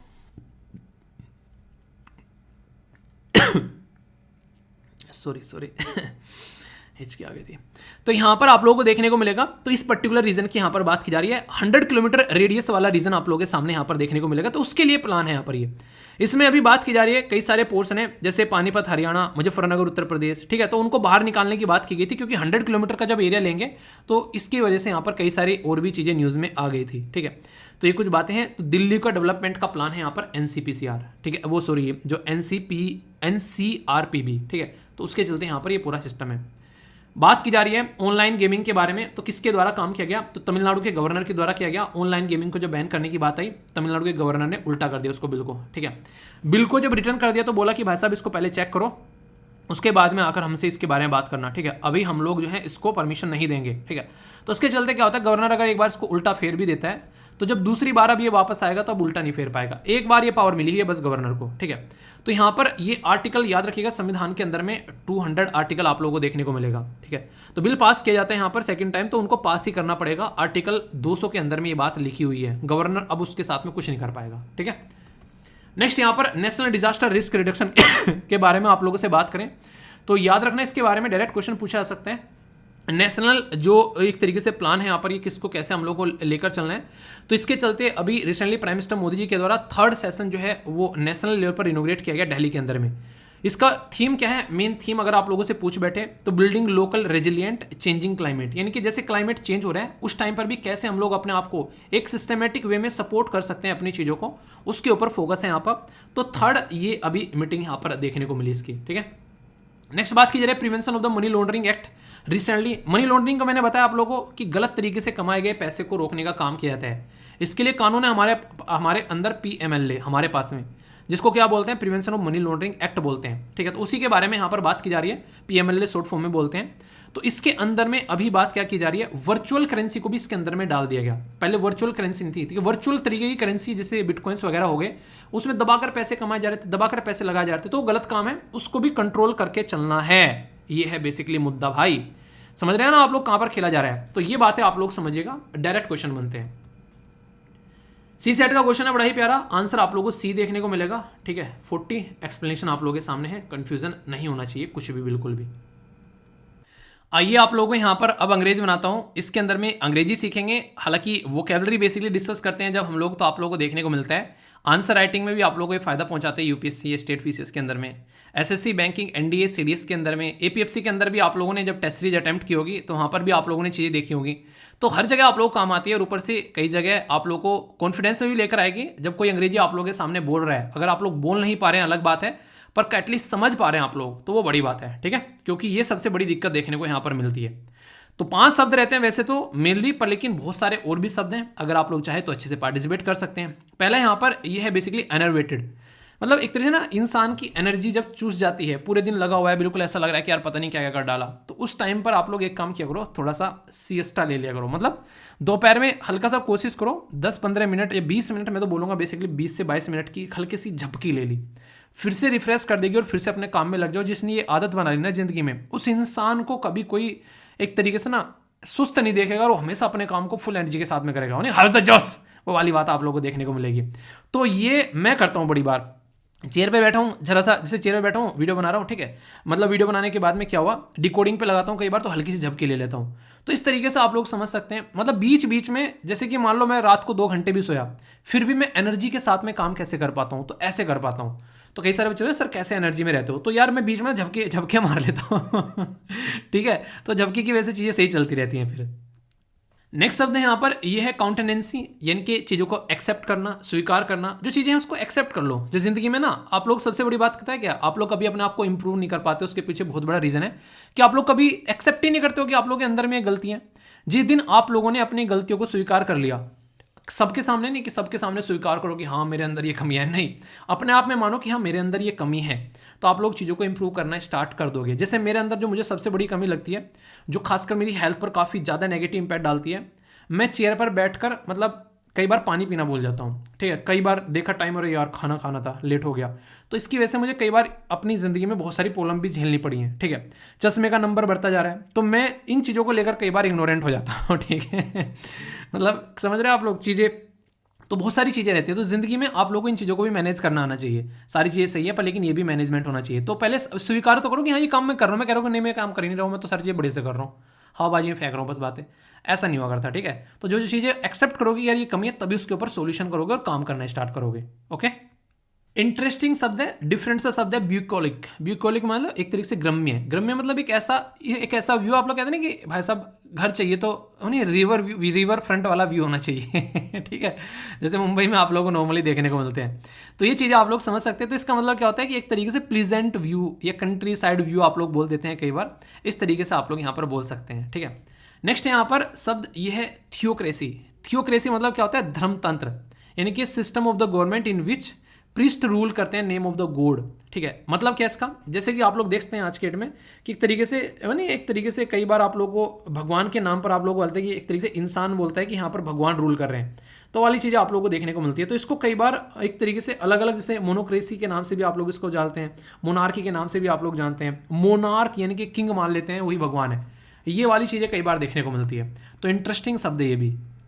इंटरेस्टिंग वर्ड है, बात की जा रही है प्रोसेलेटाइजिंग, तो यानी कि धर्मांतरण, यानी कि एक तरीके से एक्सेप्ट करना, जब कन्वर्जन होता है एक रिलीजन से दूसरे रिलीजन, एक बिलीफ से दूसरे बिलीफ, या एक ओपिनियन से दूसरे ओपिनियन में, तो उसके बारे में बात की जा रही है। तो उसको एक तरीके से इंप्लीमेंट करना, तो एक्शन जो अटेम्प्टिंग द कन्वर्जन, यानी कि उसको आप लोग यहाँ पर ये शब्द यूज कर सकते हो।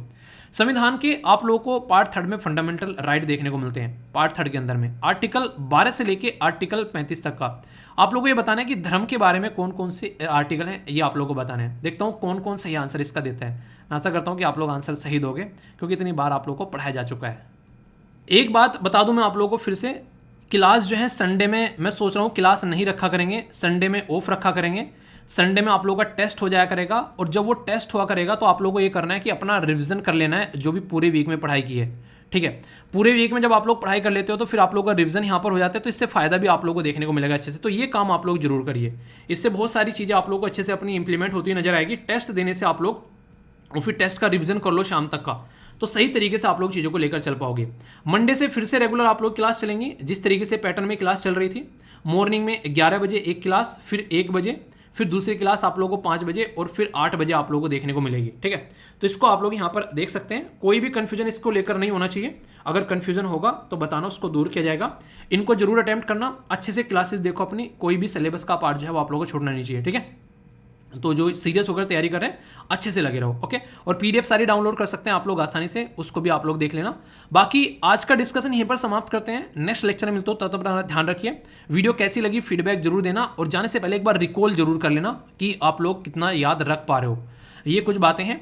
तो बड़ों को नमस्ते, छोटों को प्यार, छोटी सी लाइफ में एंजॉय करार। मिलता हूँ नेक्स्ट वीडियो में, तब तक के लिए जय हिंद। और हाँ, मौज लो, रोज लो, नहीं मिले तो खोज लो, और फिर भी कोई टेंशन है तो यहाँ पर आकर मेरे साथ में कनेक्ट हो लो। ठीक है, तकिया कलाम बैठा नहीं वैसे। ठीक है, चलो मिलता हूँ नेक्स्ट लेक्चर में, यहाँ पर भी आप लोग कनेक्ट हो सकते हैं। ठीक है, और ऐप डाउनलोड कर लेना पीडीएफ के लिए, उसका लिंक भी आप लोगों को वीडियो के नीचे भी, और आप लोगों को कमेंट पिन में भी आप लोगों को मिल जाता है। जिसको ऐप पर कनेक्ट होना है, वहाँ पर अभी क्विज भी आप लोगों का स्टार्ट किया जाएगा, जो कि सबके लिए अवेलेबल होगा, उसको भी आप लोग एंजॉय कर सकते हैं। ठीक है, तो नेक्स्ट वीडियो में मिलता हूँ, तब तक अपना ध्यान रखिए। बड़ों को नमस्ते, छोटों को प्यार, छोटी सी लाइफ में एंजॉय करार। मिलता हूँ नेक्स्ट वीडियो में, तब तक के लिए जय हिंद।